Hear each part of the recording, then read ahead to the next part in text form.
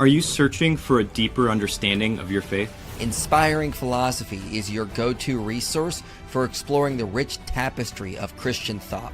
From biblical archaeology to philosophy of mind, we dive into the topics that matter. Our content bridges faith and understanding, offering insights into God's existence and the reliability of the New Testament. Join a community where faith meets reason and discover the answers you've been seeking. Inspiring Philosophy, where faith meets understanding.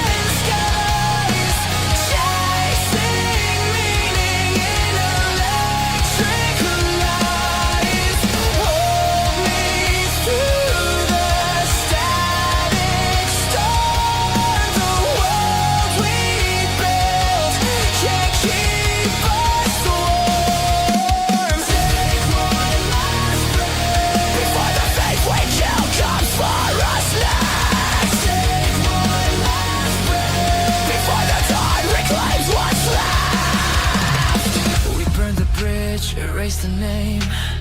Now every idol sounds the same. A generation on its knees, begging comfort, killing peace.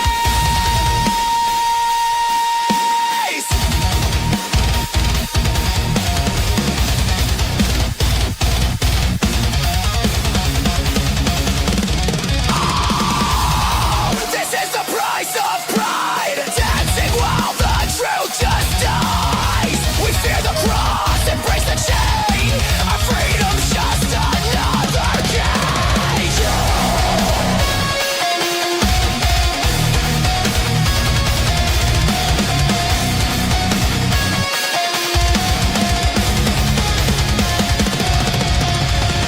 In the ruins, a whisper stands, scarred and radiant, pierced hands. The silence breaks, the dark retreats.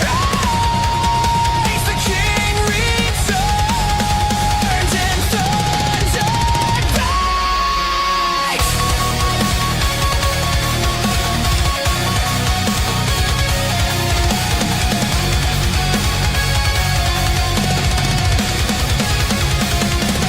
Where the last light fading under broken skies, chasing meaning in electric lights. But grace still burns where shadows fall. The dead arise, he conquers all.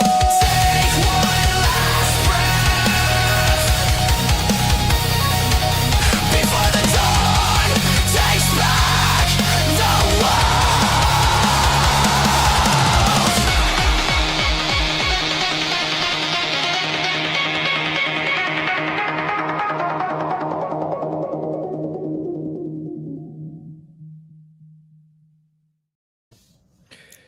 Did that hype you guys up? It's man. afternoon for you, Dr. Sijuwade, but Yeah, I feel well up for this after after that. Thank you, guys. Yeah. So for context, Josh, I like to make music, and that was if you're familiar with like more American music, there's a genre called Midwest emo, and it's like more of an acoustic type vibe. So that's a song that I actually wrote and recorded way back, and I just threw it into an AI to turn it into more of like a metalcore song, and people like it. So you're a multifaceted guy with your talent. So well done. Hey, I love it. All right, so let's get into it because we got about 90 minutes. What are we talking about today, Dr. Sijuwade, and what are we going to do? Yeah, so we're going to look at the doctrine of the Trinity, which is the central, or if with the incarnation, one of the central doctrines of the Christian faith. And we're going to unpack it as much as we can and as rigorously as we can through a certain model, so a philosophical way of understanding it, so that hopefully after this time together, the audience will be able to have a good grasp of the philosophical model that I defend of the doctrine of the Trinity. And I think personally it is the best one going, so hopefully they'll enjoy it. Yeah, no, I really like this model. Tim and I defend this at large, especially just because I don't like, for me at least personally, I don't have too many issues with some different like attempts with relative identity or anything like that. I just really hate having conversations about sortals and this other stuff. So I love this model particularly because I think it's actually really intuitive once you show some of the examples of how aspects work and all this other stuff. So yeah, exactly. Let's get into it. Do you have slides or anything that you're going to show, or where do you want to start? So I'll just get them up. Second. No problem. Tim, how are you feeling while he's doing that?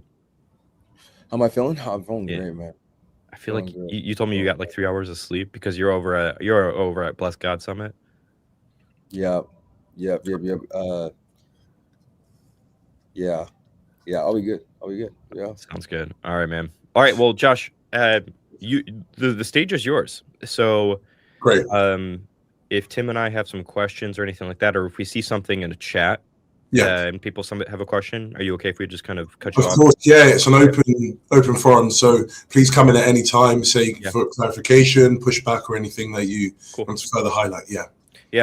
Chat. Remember, this is for you guys specifically too. So ask questions in the chat, and if it's something that we can it's a good time to jump in about it, we'll do it. Sound good? Yeah. Cool.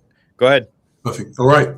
So let's kick off, guys. So we're looking at the doctrine of the Trinity, and specifically, we're going to be focusing on a version, but what I am more inclined to say is the understanding of the Trinity. And then we're going to look at a specific model that I myself have put forward to understand the doctrine of the Trinity better. So I'm going to just break this down. So the way that this will go is, or the way that I like to approach this is through 2 stages. So it's through first stating what the doctrine is, so theologically what we are committed to as Christians to believe, and then from that we move on to the philosophical work, which is utilizing what people term models to try and understand this at a better level, or to some sort of philosophically rigorous level. So we'll see how this sort of works as we go through this. So the first thing that we need to do is have a statement of the Trinity. And specifically, I call the doctrine of the Trinity, as correctly understood, conciliar Trinitarianism. Now, someone might ask, well, what is conciliar Trinitarianism? Well, it's the conjunction of all claims about the Trinity found in the set of conciliar sources, that is, the creeds, definitions, canon, anathemas, and endorsed documents that were issued by the first 7 ecumenical councils. So what I'm looking at are basically from the key sources within the first millennium, what is the doctrine of the Trinity as expressed from these sources? And the good thing about starting from this, outside of me being Orthodox and so being committed to just the 7 ecumenical councils and nothing beyond them, someone who's not Orthodox, who's Catholic, or who is Protestant, you'll be more inclined to take as more authoritative what was in the first millennium than what was sort of developed after it. So a lot of people stop with what they find with Nicaea or Constantinople I. But there are other people who are more open to the other conciliar documents as well in that period. So it's sort of a unifying approach, because we're going forward saying, well, given scripture and given these authoritative councils, this is what we can understand the doctrine of Trinity to be. And so from the scriptures and the 7 ecumenical councils, and also I do believe that this is the teaching of the patristic fathers, this is what the doctrine of the Trinity is. There is one God, the Father, and 2 relationally distinct divine persons, the Son and the Spirit, who are of the same divinity as the Father. That is, they are of the same divine substance, nature, and power as the Father. And so a key term in the conciliar texts that sort of picked that out was the term homoousios. And so we're going to understand what that means, and I'm going to break down the other terms in that definition. So what we mean by homoousios, or same divinity, is that the Son and the Spirit are of the same divine substance, nature, and power as the one God, the Father. And thus all the persons of the Trinity have the same divine attributes. That is maximal power, knowledge, goodness, and thus are each divine in the same way. So there is only one instance of divinity within the Trinity, and that's of the Father, who then communicates it without further instantiations, but communicates it to the Son and the Spirit, so that they are of the same divinity as him. So this was the pushback against Arius, and in the 4th century, who was saying that the Son was not of the same divinity as the Father. And then you had these people called the Pneumotomachians in the latter part of the 4th century, who were saying the Spirit was not of the same divinity as the Father. But then the Council of Nicaea and Constantinople very clearly stated that the Son and the Spirit are homoousios with the one God, the Father, and so they have the exact same divinity as him. Now, another thing that's found in that definition is that the 2 persons, or the Son and the Spirit, are relationally distinct, but we also take the Father to be relationally distinct. So there are 3 relationally distinct divine persons within the Trinity. And so what that means is that each of the persons are distinguishable from one another. Dr. Sijuwade, your slides went down for some reason. Did you accidentally click? Oh, okay. Can you still see it, or? No, they just completely got removed from the stage for some reason. Oh, goodness. Okay, let me back up. And It literally just happened, so it's not like they were gone for a while. Okay. Sorry, just 1 second. Oh, you're good. Okay. Can you see again? Yeah, there we go. Okay. Do tell me. I don't know what happened here. So I've got this funky MacBook that just always plays up. So Yeah, it's all good. Can you see? Yes, sir. Okay, so what I was saying is at that point I was saying that they're homoousios, so they share the same divinity as the Father, the Son, and the Spirit, and the way that we distinguish the persons within the Trinity is through their relations of origin. So the way that they're distinct from one another is not because of their essence, in the sense of their divinity, because they have the exact same divinity. And there's only one instance of divinity within the Trinity. But the way that we distinguish them is by their relations of origin. So that the Father is a divine person who is unbegotten. That is, he's uncaused or ungrounded. The Son is a divine person who's eternally begotten by the Father. That is, he's eternally caused to exist or grounded by the Father. And the Spirit is the one who eternally proceeds from the Father. That is, he's eternally caused to exist or is grounded by the Father. Now, obviously, some people add the filioque, but according to the conciliar documents, the filioque, as it was stated by the councils, is not part of the documents. So that's not added in this stage. But someone can add that if they believe that's the way forward. So yeah, they're relationally distinct. Now, the key one, which is going to be probably the main thing where people will be like, okay, I need further clarification on, is this idea of identifying the one God as the Father. Because normally what happens is that people identify the one God as the Trinity itself. So normally you'll hear people say that God is 3 in 1, or God is tri-personal, or God is the Trinity. We believe in the Trinity, who is God.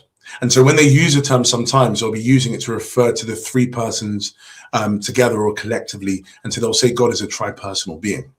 What I push back on, so myself and other philosophers like Bo Branson, and then other historical theologians like John Bear and others, we push back and say, actually, no. The creed itself, when you look at the beginning of the Nicene Creed, it identifies very clearly the one God as the Father.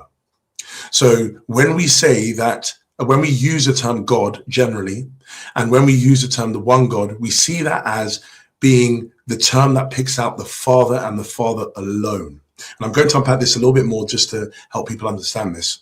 So generally, the term God is a ambiguous word. And so people can use it to refer to different things. And across different religions, the word God might pick out different things. But what I say is that the creeds, the councils, the fathers, they use the word God as a name for the fundamental divine person. Now, they might not have used the word fundamental. They probably would have used something like the unsourced source, the source who's without source, the ground of the monarchia. So they'll use various terms, but what they were meaning is that God is the name of the fundamental divine person.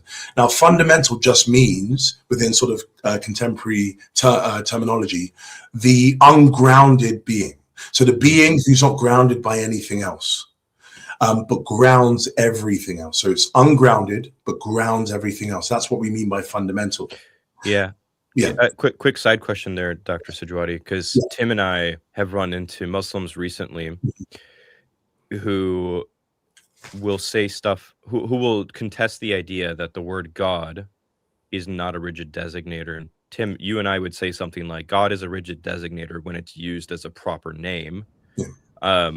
But if you use the word God to refer to just like the divine nature or something like that, then it's not a rigid designator in that sense. Would you agree with that statement? Exactly. That's great work from you guys, because that's it. And I have work on this as well. It's the article called A Philosophical Argument for Conciliar Trinitarianism, published or will be forthcoming in Journal of Analytic Theology, where I go into sort of rigid designation with this.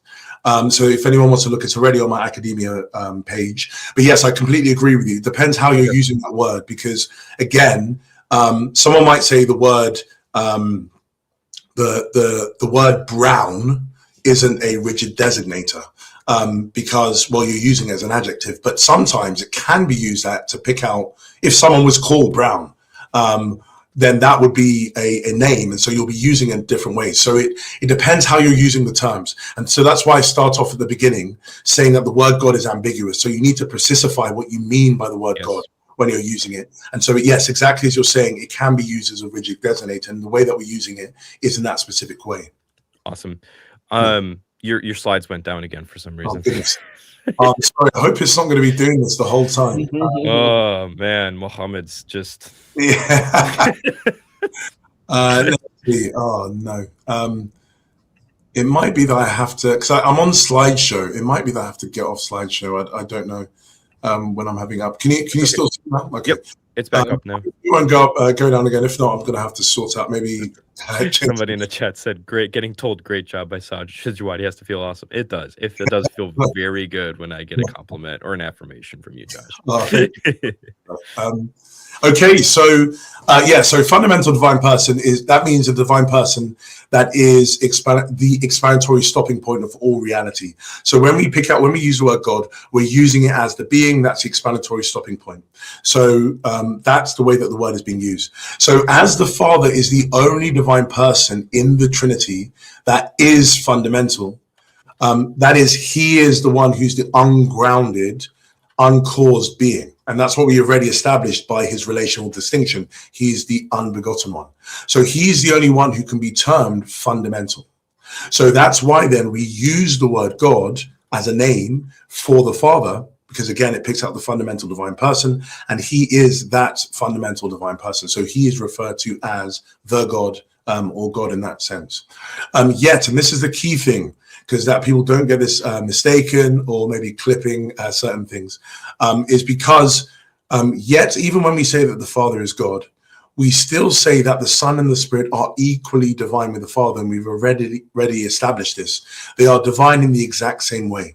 So there is no property of divinity that the Father has that the Son and Spirit do not also have as well. So this is what distinguishes between Arianism, Eunomianism, and Orthodox Trinitarianism or Conciliar Trinitarianism, is that we, and this is quite key, in the 4th century, everyone assumed that the one God was the Father. That was never up for debate. What was up for the debate is the Son co-relative with the Father? So is he of the same divinity as the Father, or was he created at a certain point in time? So, for example, Arius has that famous phrase, there was a time when the Son was not. Because what he was trying to argue against Alexander of Alexandria in the Council of Nicaea, and then Athanasius later, was that the Son came into existence at a point in time and thus is a created reality. And so he doesn't have the same divine nature or substance as the Father. And so the pushback was, no, he's homoousios. But there was always an assumption that the one God is the Father. And then this was extended to the Spirit in Constantinople I. So the key thing is the one God is the Father. The Son and Spirit are equally divine with the Father, but that doesn't negate from the one God being the Father. So just in reiterating this, or actually, just for people, I don't want to go too deep at this moment because we're going to get very deep in a second with the philosophy. But just so people understand, because they might be saying, well, when I read certain documents or read the Bible or I read certain documents, the Son is called God and the Spirit is called God. Well, that is correct. But they're using the word God in a different way. And as I said a few minutes ago, the word God is ambiguous. And so there's at least 2 ways of disambiguating it. You can disambiguate it as a name. So we're saying that it refers to a particular person. That's the Father. So it's the name of the Father, God. Or we can use it as a predicate. That is, in more colloquial terms, an adjective. It can be used as a descriptive term. And so when the Son is called God, or when the Spirit is called God, they're really using it as a descriptive term of the divinity of the Son. So, for example, this is the very clear way of understanding the John 1, so the prologue. So, it says, in the beginning was God, and the Word was with God, and the Word was God. Now, obviously, there's an equivocation in the usage of the word God in that sentence, because if it was univocal, then there'll be contradictions. You're saying one is God, the other is God, and you're identifying them. But what it's saying is that the word there was God, the Father, so it's referring to the Father, and then it's saying, however, the Word was God because the Word was divine. And so you have in that sentence already an establishment of this. The one, the God, Hotheos, is the Father, but the divinity is possessed in the full sense by the Son, and then also the Spirit as well.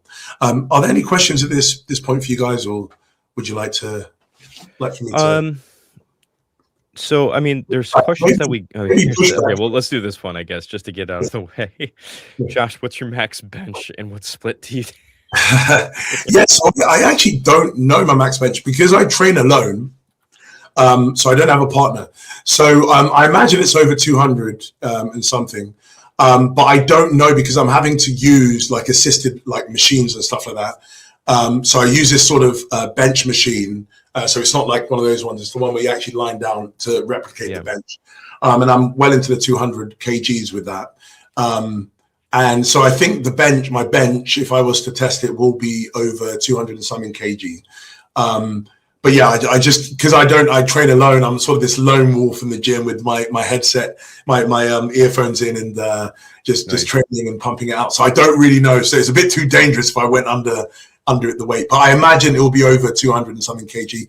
And then I train 3 days a week. So I train Monday, Wednesday, and Fridays. And I've just always seen that works best for me because it allows me to mold my training around my family.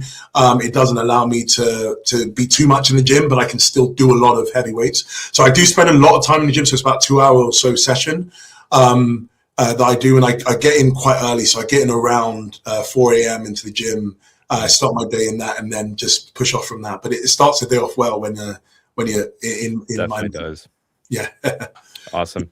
We have other questions, but I'm saving them for when we actually get into the model itself. Yes. The questions are going to be related to them. So okay, is there any pushback that you might have, like if you were to take the position of the audience or something? Just because for some people this might be a little bit new with starting off saying the one God is the Father rather than the one God is the Trinity, or do you feel that's sort of communicated clearly to them? And Tim, what are your thoughts there? Yeah, so I think that, Josh, what you're raising is really important when you say things like if we're going to define the Trinity as well, that's not define the Trinity. When we talk about God, and then we talk about the Trinity, how we say that the one God is the Father, but don't worry, right?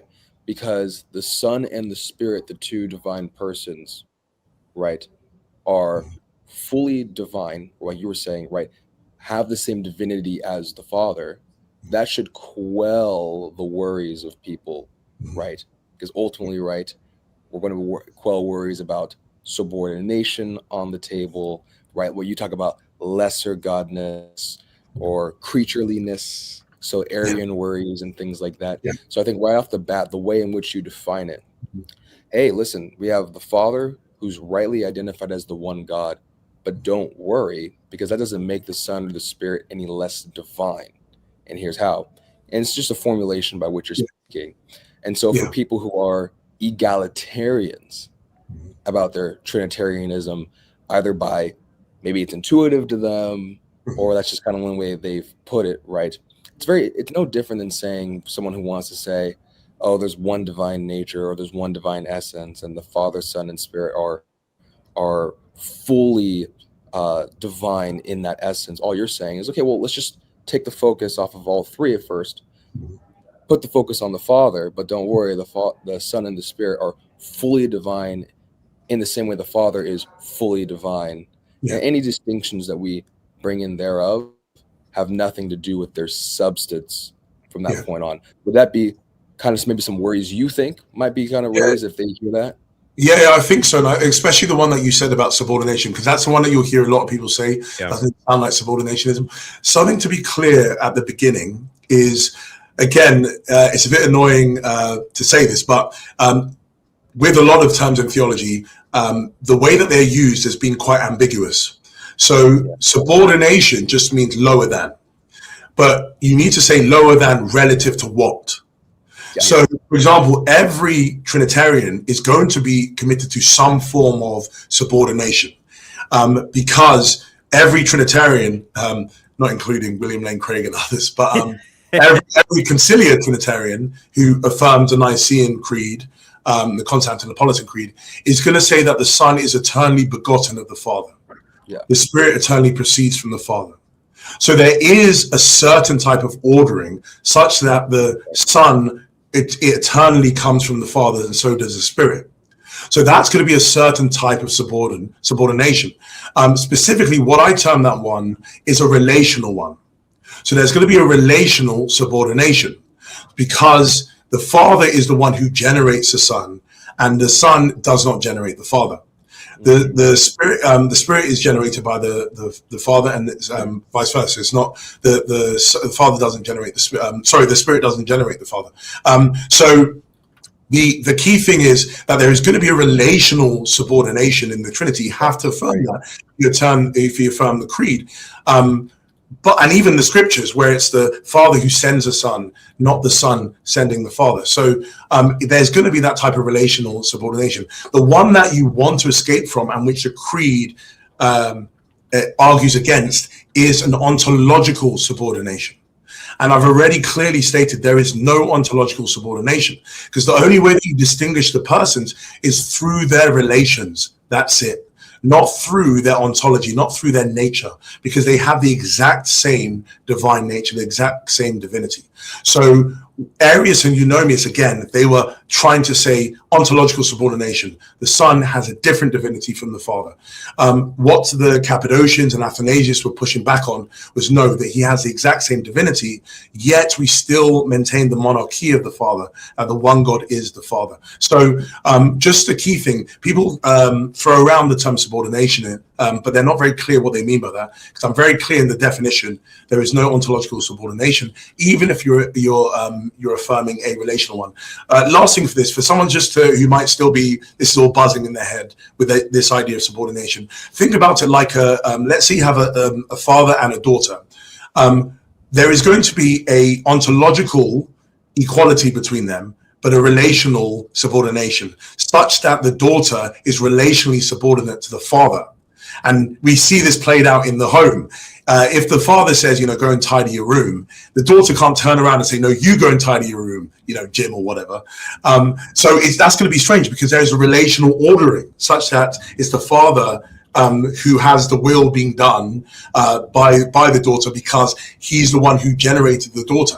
But there isn't any ontological subordination, because they're all equally human. But if you look at, for example, a pet, if I have a dog, there is a relational and a ontological one. Such that I might be the one who bred, not directly, but I had a dog that, I was a breeder, so I'm the one in charge of it. But then I'm also ontologically ontologically greater than the dog, because we don't have the same nature. And you can see this played out in the home. It's fine for me to put my dog in the shed. It's not fine for me to put my daughter in the shed, because we are equally human.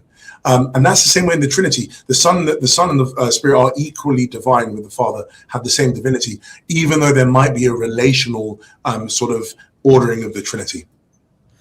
Awesome. Yeah. We got a few things that came up in the chat that we can kind of cover here. Okay. You're in the hot seat today, my man.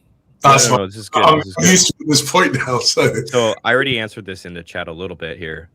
Curious Philosophy says, what is Dr. Sijuwade's thought on Dr. Balcom's and Fletcher Lewis's unique divine identity thesis? And I pointed them towards your paper, elucidating divine identity. But I don't know if you have anything else to say. On that. So it brings up Balcom here. I think that this comment right here is actually the most important bit. What he says here about that Second Temple Judaism didn't frame things in terms of essence person language or substance person language, but so go ahead. Divine identity. Yeah, exactly. So I'm a big proponent and lover of Balcom. I think all of his work is great.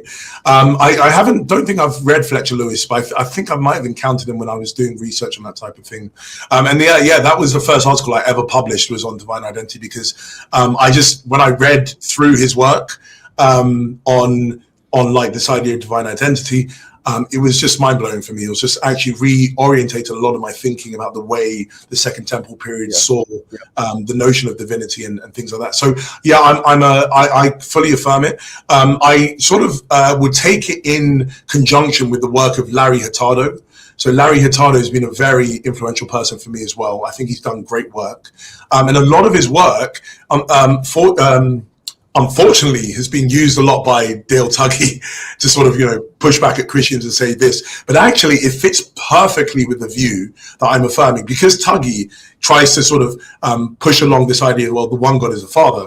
Well, the conciliar Trinitarian or the monarchical Trinitarian is going to be in the same boat, saying the one God is the Father. So Tuggy doesn't have any sort of upper ground on the conciliar Trinitarian. But we can also utilize the same historical work of like Hurtado and others. I'm big on it. I think Balcom, Hurtado have done great work. And I think great. Also, what you were saying about how Balcom speaks about, it's not they never used like the sort of essence language about divinity. It was about identity. You have people like Michael Heiser, who says about the species uniqueness of God. So that sort of fits well with this idea of, well, the Father being fundamental. So he is sort of unique in the certain sense in the Trinity. So yeah, it fits perfectly, I think, with the I have a follow-up question with that. Yeah. So what would you say to someone then? Because I feel like this is also the attitude or a attitude behind that question. What would you say to someone who says, okay, well, if the way in which we properly understand divine identity, we want to be in continuity with Second Temple Judaism, they didn't frame things in terms of abstract metaphysics like substance person or essence person, right? But like what you talk about in your elucidating divine identity paper, these uniqueness identifying attributes, and that's going to distinguish between an idol or a creature or a God and Yahweh. Do you think then that has to necessarily commit someone to the view that what we talk about in a Nicene Chalcedonian sense is going to be out of alignment with the way in which the Second Temple Jews viewed divine identity, since we are using abstract metaphysical language and terms to understand the divine identity? Yeah, not at all. Because what is the only difference that we are sort of doing with, let's say, with utilizing this type of language is, again, just at a conceptual level. But what we're actually further elucidating, further precisifying through these philosophical categories is what is already being affirmed within the Second Temple period and then within the scriptural witness. But we're trying to be as precise as possible to help us have a greater conceptual understanding of what we mean by these terms. So, for example, I believe it's very clear that the scriptures teach that Christ or the Son is of the same divinity as the Father. I think it's very clear, and I'll tell people to read, as I think IP and Than and others speak about, like Bowman's work. There's great work that really shows that the Son is of the same divinity as the Father. But again, they didn't use the term homoousios. But in order for us to have a better conceptual understanding by what we mean by same divinity, we had to utilize certain categories that helped us to have a better conceptual grasp of what we mean by this. Because over time, if you just stayed with, let's say, the language of same divinity, that could be misunderstood. So, for example, does that mean that they have the same divinity in the sense of they have the same type, but they have different tokens? Right. What does that mean? So what I mean by that, by the way, for the audience, is that they have, they're of the same category, but they have different instances. Like a human, we all are of the same category, ontological category human, but we're all different humans. We all have different instantiations. Is that what we mean by same divinity? Well, we don't want to say that, because then that's going to lead to this sort of tritheistic understanding. So we had to have a better grasp conceptually, even though we're referring to the same thing. So we're all pointing to the same reality, the Son and the Spirit of the same divinity as the Father. And we'll use certain terms like that in the scriptures in the Second Temple period. But what we are doing with our sort of philosophical language is just to have a better conceptual grasp of it. So to ward off misunderstandings, because that's why the councils were called. The councils were called because of misunderstandings. Arius was going around proposing a misunderstanding of the nature of the Son. And so what happens a lot of the time is the scriptures are underdetermined in the conceptual understanding of it. So what that means is that we have the scriptures teaching very clearly the same divinity, but then it doesn't give us a philosophical sort of handbook of what it means by the same divinity. So it required the conciliar period and the conciliar fathers to come together and say, this is what we really mean by this, utilizing the best conceptual categories that we have at our disposal to help have a better grasp of it. Yeah, no, I love that. There's other questions, but I'm going to table them for when we get into the more philosophical model. The one thing I'll say this, I don't know if you agree with this, Josh, but one of the things that I always try to say with some people too is that these conciliar statements, and even some of the statements that we find in scripture, they're not philosophical in the sense that they're building a robust metaphysical model. Yeah. But I tend to view them at large, with some instances that are going to be exceptions to the rule. I tend to view them almost apophatically. Like these conciliar statements are telling us minimal statements that we would affirm, and then minimal philosophical statements about what God is not, meaning God is not tritheistic, a modalist conception or an Arian conception. They rule out things that God is not, but then leave on the table all the ways that the metaphysical modeling could actually work out from there on. I don't know if you agree or disagree with that. That's perfect. And that's the way that the fathers really operated, that the scriptures, they sort of set the boundaries for what we can believe. But what we are to believe within that boundary is sort of has to be further understood and further defined. And that's even with the creeds itself. The creeds use various terms, but it just set a boundary, because those terms, again, if you look throughout, so I do tell people there's a few books to read if you really want to get into Trinitarianism. The book that really changed my life, was The Nicene Faith by John Baer. So John Baer is one of my favorite theologians. I think he's up at it might be St. Andrews. I don't know if it's St. Andrews, but he's an Orthodox theologian, but one of the most well-respected Trinitarian scholars. and he has a 2-volume work called the Nicene Faith, and then he has another work called the Way to Nicaea, and him and other people. So there's another person called R.P.C. Hansen who wrote a very big work called I think it's called In Search of the Christian Doctrine of God. Where him, and then you have, sorry, I'm stating a lot of books, but I would say people go and read this stuff. Because if you want to do philosophy well in the analytic theological sort of tradition that we're doing, you want to have the history done well. You want to have you want to know the scriptures, you want to know the history, so you're not actually, creating things that are not conforming with what's being revealed and part of the deposit faith. So sorry, the last one was Lewis Eyre.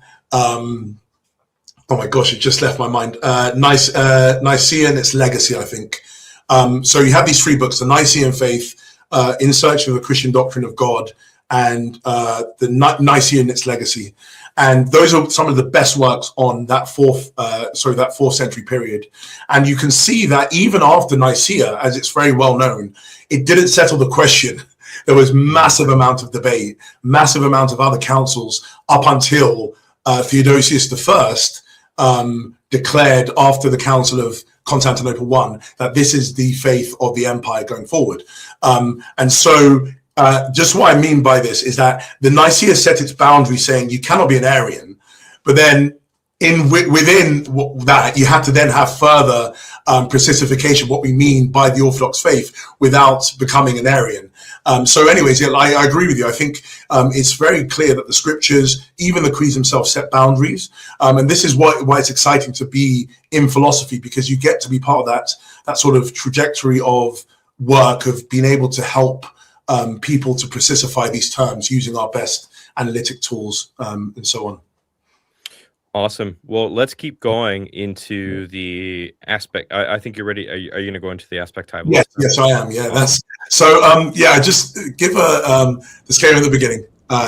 Do gear up, guys, because it's going to get a lot. If this has been, if this is going to get, happy you're rubbing your hands in, because that means you're. I'm excited. I've been waiting for this moment. Okay, great. So I'm just gonna, before we go into the specific details of everything, I just want to lay out the way that this is working. So as I said at the beginning, what I want people to at least leave with is what the scriptures and the Concilia creeds commits one to is the statement that I put before, that there is one God the Father and 2 relationally distinct divine persons who are of the same divinity as the Father. That's what the scripture teaches, and the creeds commits one to. So even if everything else we say goes over everyone's head and say, oh my gosh, I can't believe this, okay, it's too difficult. That doesn't mean you should abandon your Trinitarianism, because what I'm doing is I'm not developing the doctrine. This is what the doctrine is, set in stone by scripture and the creeds, and we have no authority to change it. This is what has been given to us by the church. However, what we do as philosophers is that we try and say, okay, there are various ways that we can further precify all these terms so that we have a better conceptual grasp of what we mean by this. And this is going to ward off misunderstandings and further objections. So what we do as philosophers is that we try and put forward models. We try and put forward these things that allow us to have a better understanding of the teachings. So I draw from, in Understanding a Model, Alvin Plantinga, who says a model is a collection of propositions that shows how it could be so that another collection of target propositions are true or actual. So the target propositions are, there's one God the Father and 2 relationally distinct divine persons, the Son and the Spirit, who are of the same divinity as the Father. That's a target proposition. That's a doctrine. That's a teaching of the Trinity. And something, sorry, I can talk a lot sometimes, but something I want to say as well is the Trinity is, I believe, no one needs to go and pick up the mystery card when it comes to the Trinity, or no one needs to go and be bumbling along when they're speaking to people about the Trinity, because it's very clear.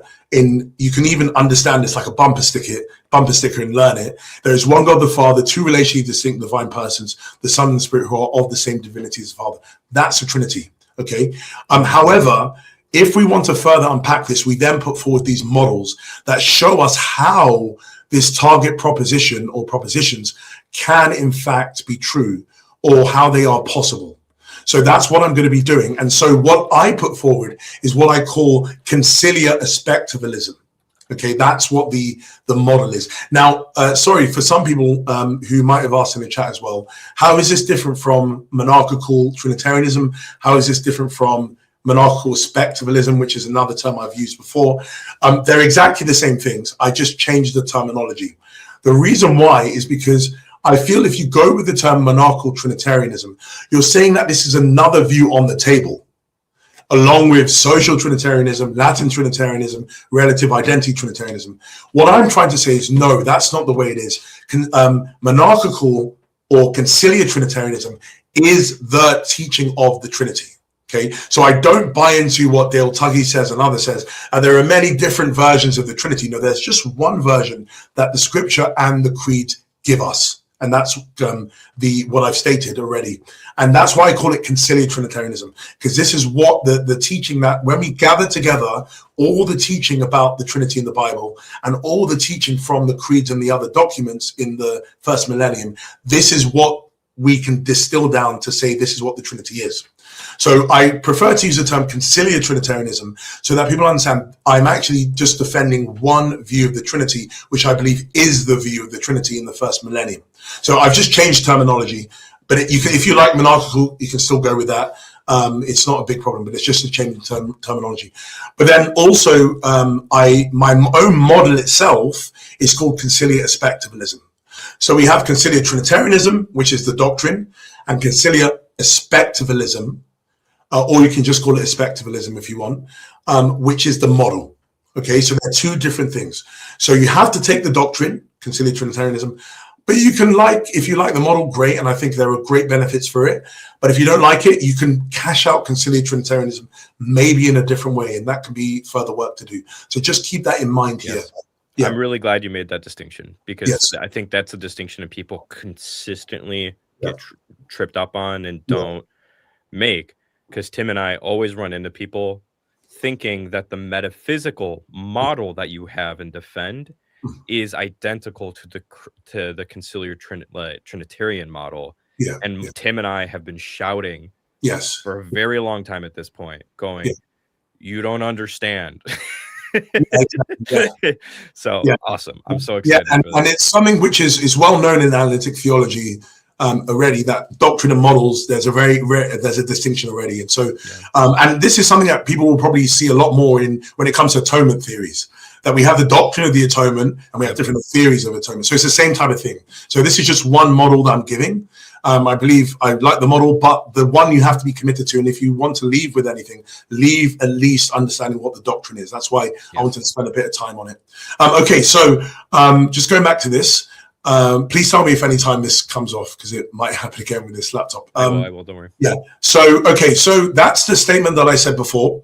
Now I'm just going to now structure it as two propositions. So just because it'll be easy in unpacking the model. So there are three relationally distinct divine persons within the Trinity: the Father, the Son, the Spirit, each of whom are of the same divinity, that is, divine nature, substance, or power. Okay, that's the first proposition. The second one is the one God is numerically identical to one of the entities, the Father, who is the sole ultimate source of the Son and the Spirit. So that's just a different way of stating the doctrine.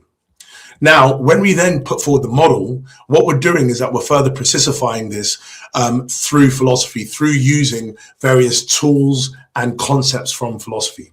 So now, what we then mean is that if we have these statements then put up again, but using now the philosophical terms, what we then say for the first statement is there are three relationally distinct divine persons. What I mean by that is there are three bearers of a robust first-person perspective that fulfill an ontothematic role at their respective regions within the Trinity: the Father, the Son, and the Spirit. And then number two, each of the relationally distinct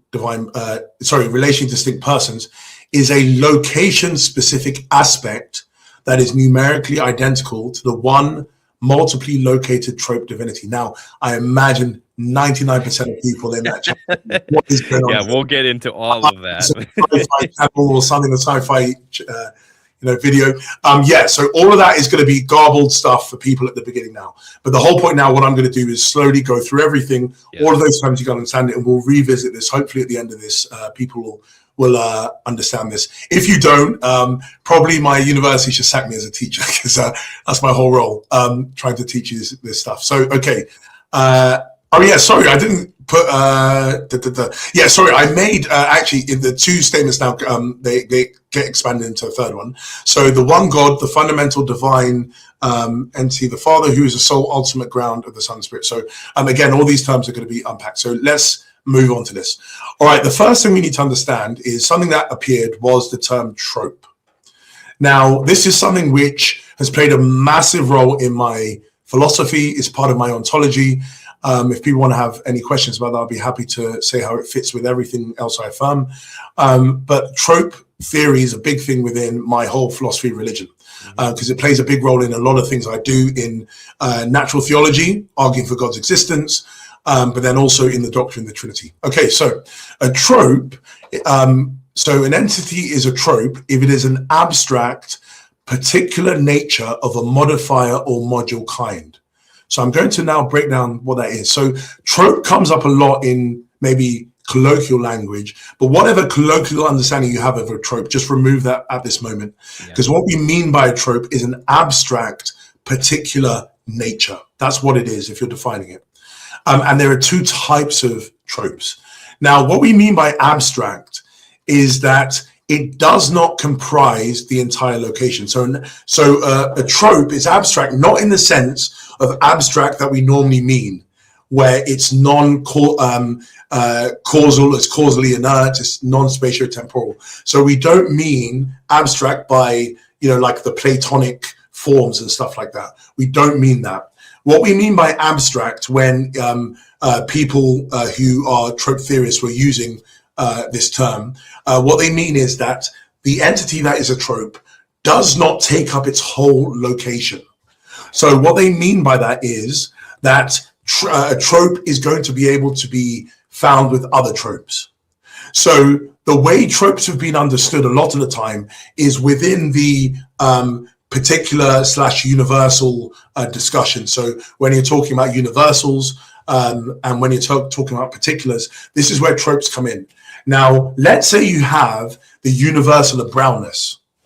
Okay, that's what normally people, they might have an understanding of properties as universals. So if I have a brown table, the table is brown because it instantiates or exemplifies a universal called brownness. However, what people who are trope theorists do is that they get rid of universals and they replace them with tropes. And so if a table has the color brownness, then it has a brownness trope. But for a table to be truly brown, so it's covered in the color of brownness, there's going to have to be multiple tropes that are located where the table is. So even though physically we won't be able to go and look at the tropeness of a table, in order for us to understand that a table has the color that it has, if you affirm trope theory, you're going to say because the table is made up of many different types of tropes, specifically many different types of color tropes, brownness tropes. So there are many different brownness tropes that exist within the table. Now, that's what we mean by abstract, is that there can be many different tropes located in the same region. So it's not that they take up the whole region. There can be many things located in that same region. That's what we mean by abstract. Again, guys, just stop me if you need me to clarify anything. Particular. So the next thing, what we mean by particular is that a trope doesn't abide by Leibniz's law. Now, what we mean by Leibniz's law, it can be understood in two different ways: the indiscernibility of identicals or the identity of indiscernibles. So just stating what that means is the identity of indiscernibles. If anything F that is true of X is true of Y, then X and F are identical. So what this means is if two things share the same property, then they're the same thing. That's what we mean by the identity of indiscernibles.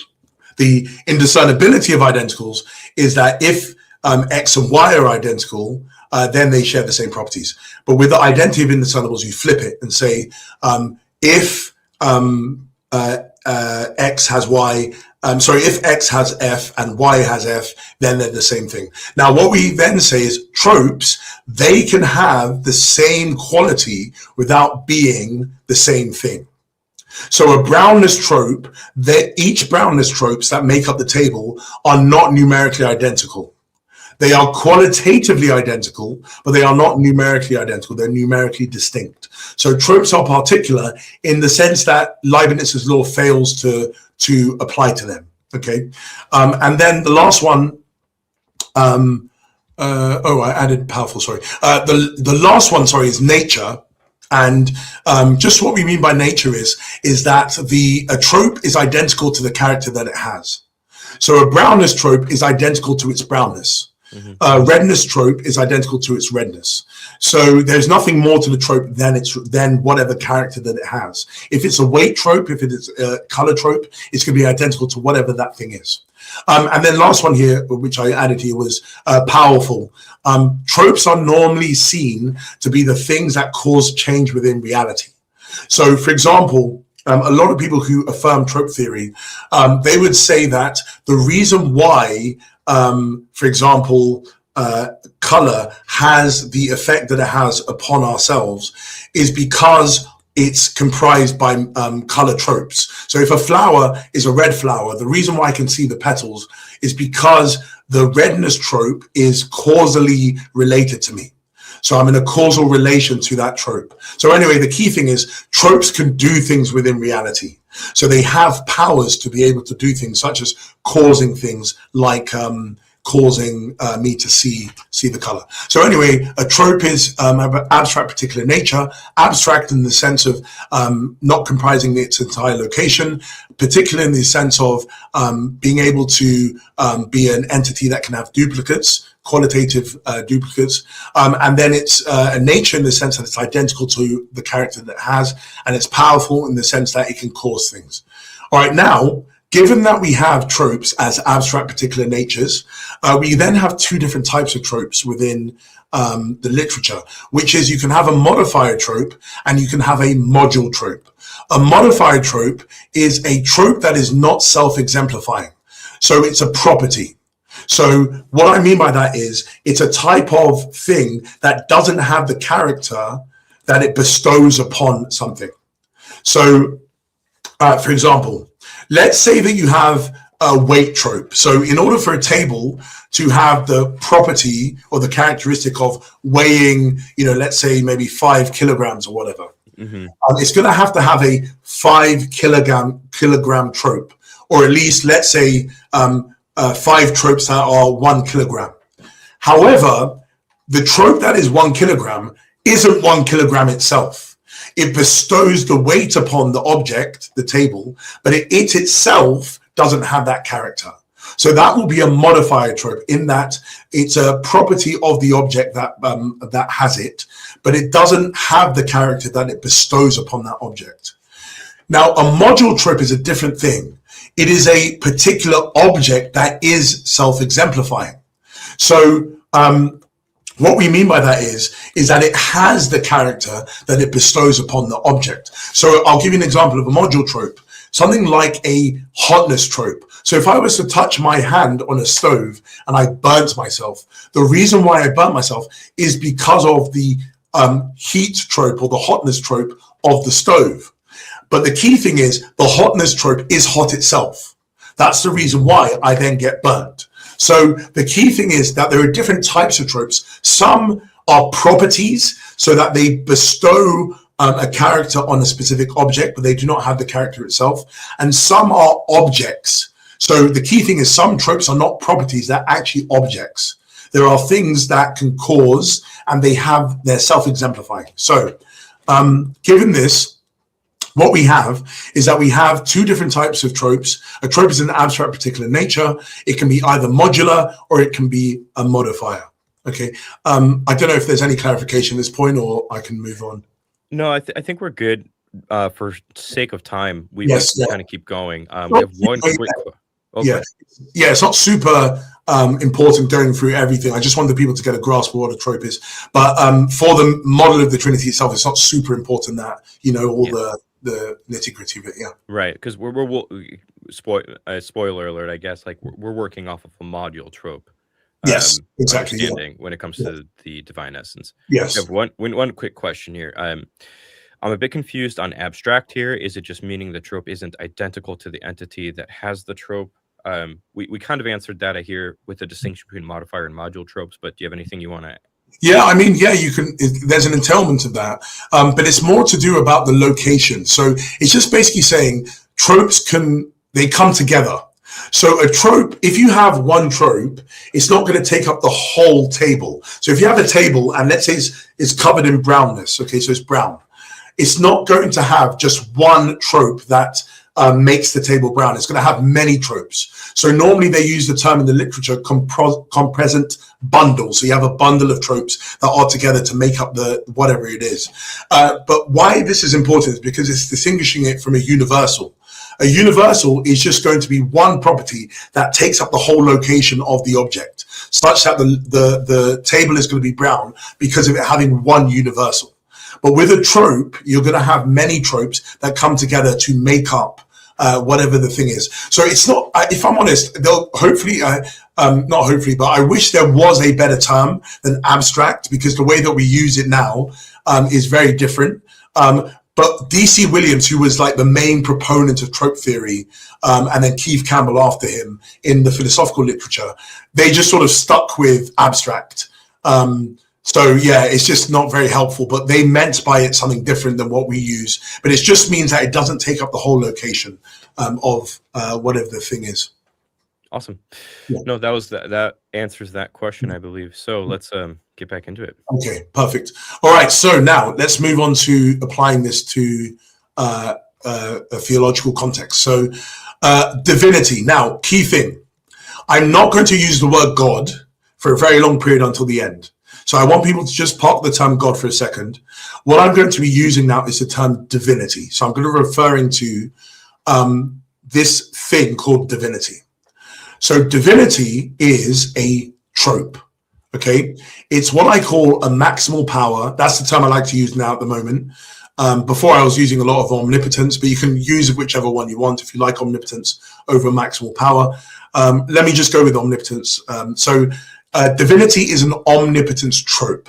So we have this single trope that we call divinity, and it's an omnipotence trope. That's the character that it has.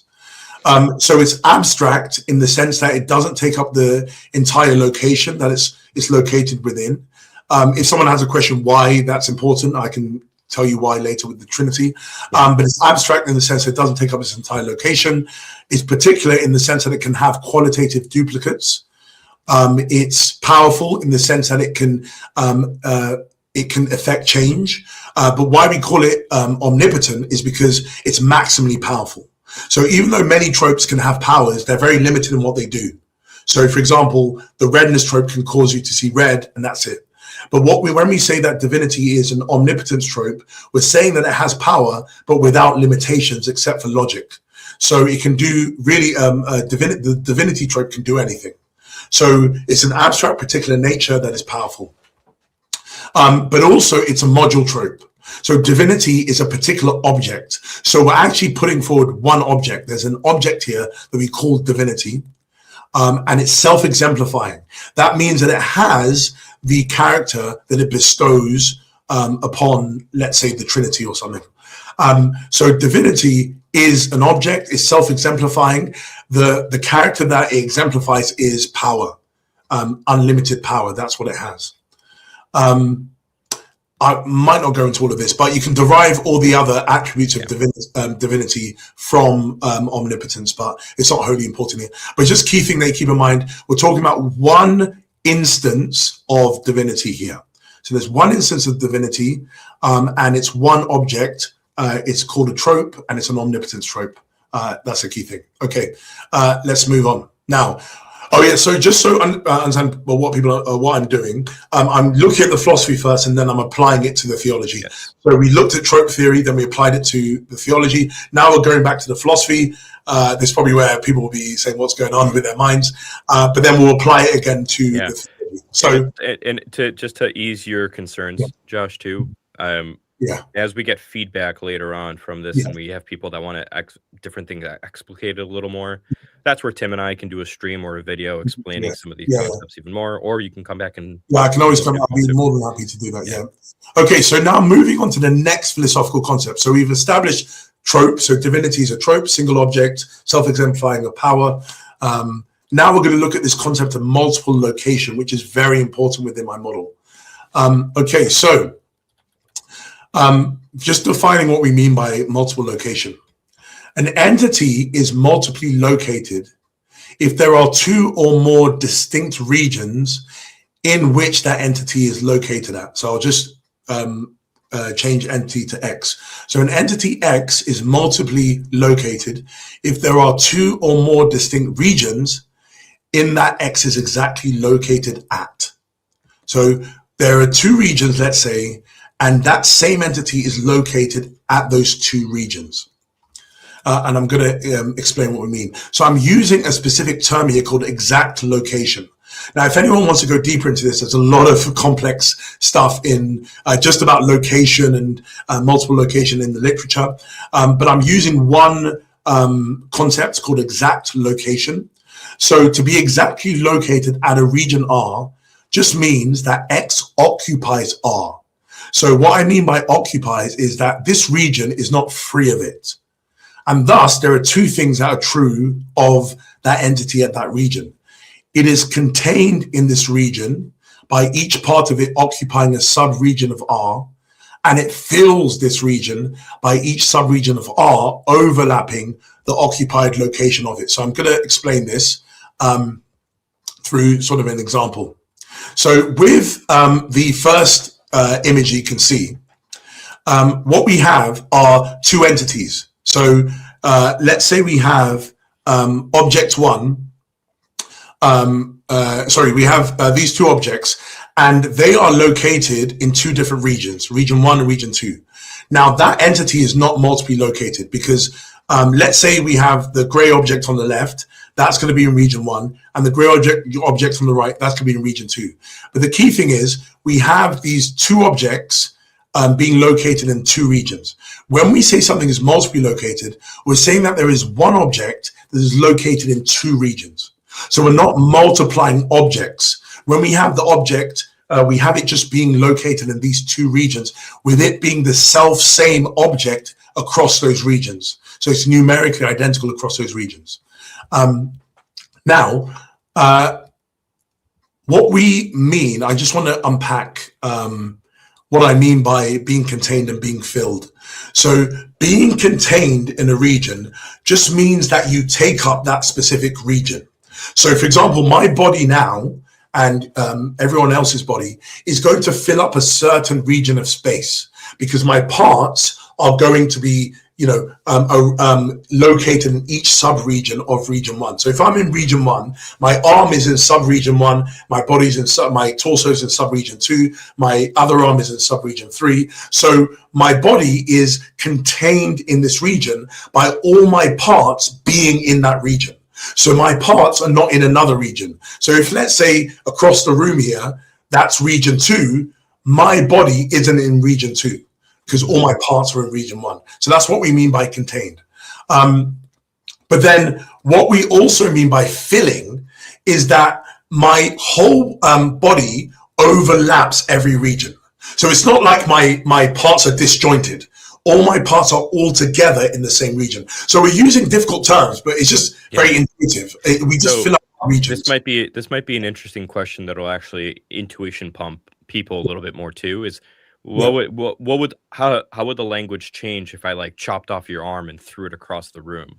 Yeah. So then I wouldn't be contained anymore in that region, or I wouldn't be contained in that region because one part of me is in another region. Yeah. So for example, an example that's used in the literature is if I was to put my hand out a window and I was to wave at someone, then let's say region one is within the building and region two is outside the building. Someone would say then I'm not contained anymore within region one because my arm now is in region two. So when I'm contained just means that all of me is in this one location within this one region. Okay.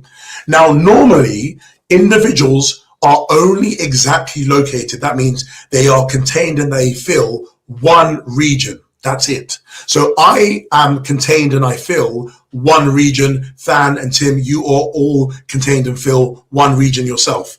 But what we mean by someone who's multiply located is that they are exactly located at more than one region. So they're contained and they fill up more than one region without multiplying them. So the way that most people can get this, but please, I don't want people to have a misunderstanding of this, because it's not, multiple location doesn't rely upon this. But the way that we understand this through sci-fi analogies is something like time travel, because time travel is just a form of multiple location. So if I was, for example, to come out of a time machine 1 minute before I entered it, then I would be multiply located, because I would be at one region and I'll be at another region. But it will be the same same individual at two different regions, because I will be contained and fill up two different regions. But multiple location doesn't require time travel. But the key thing is it's a way of helping us understand it. Yeah. Another way that people use are things like universals. If you believe in the universal of brownness is multiply located, because brownness, if I have two tables, the same brownness is located at two different regions. So if you believe in universals, they are multiply located things as well. So multiple location is definitely possible. We don't see problems with it.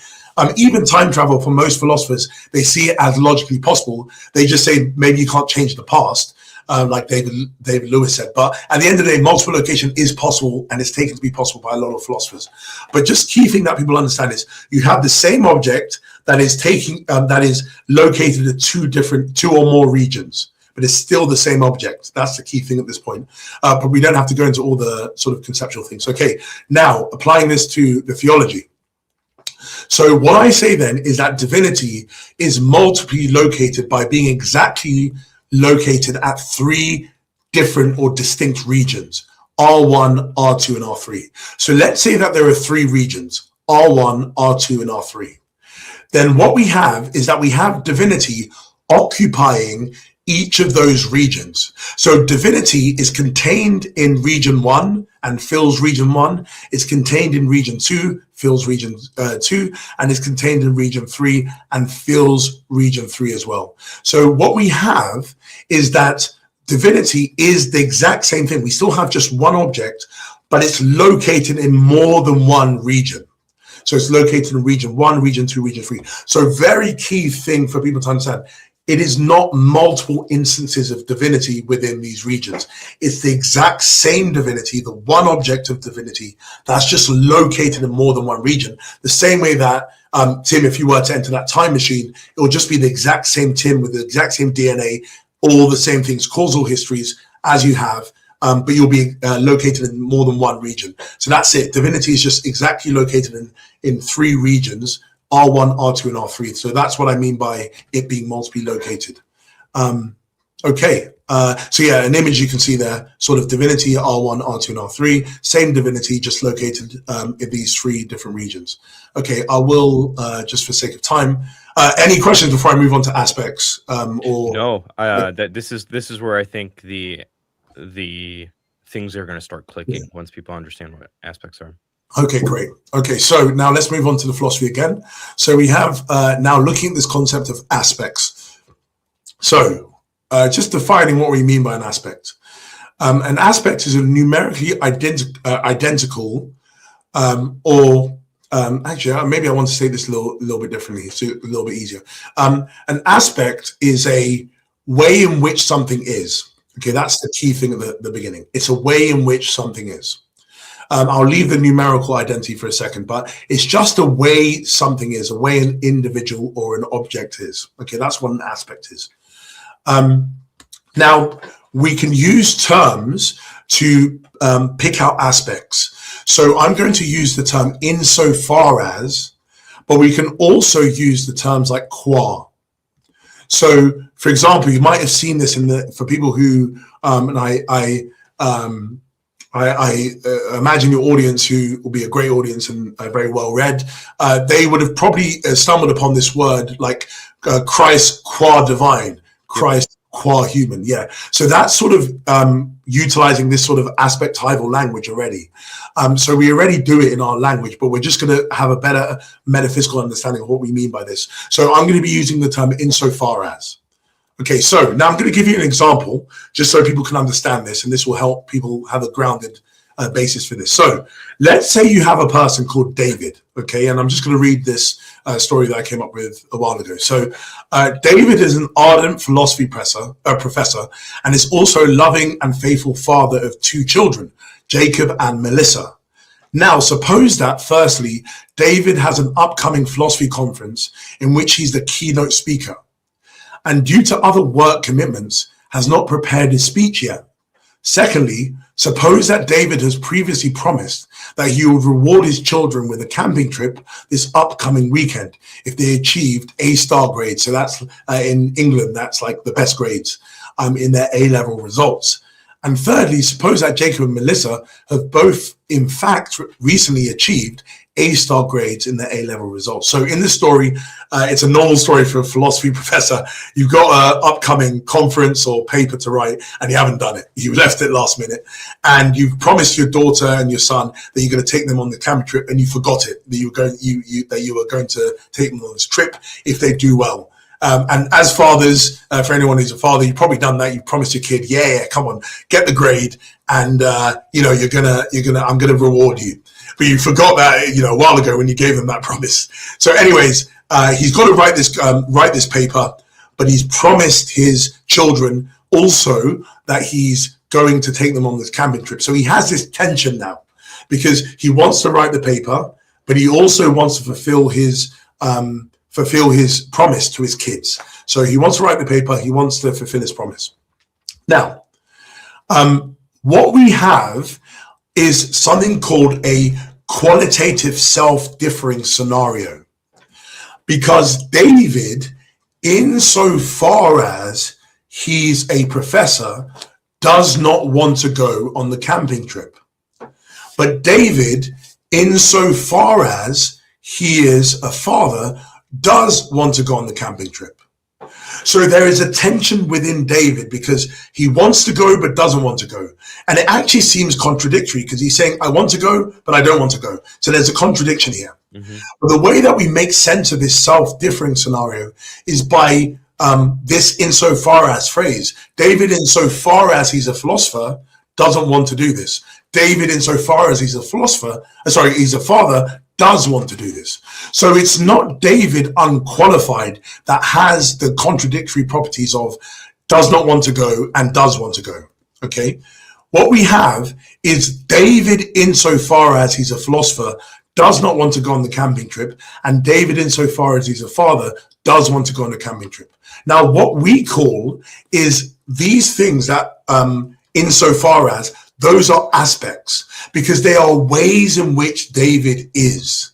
David exists as a philosopher and David exists as a father.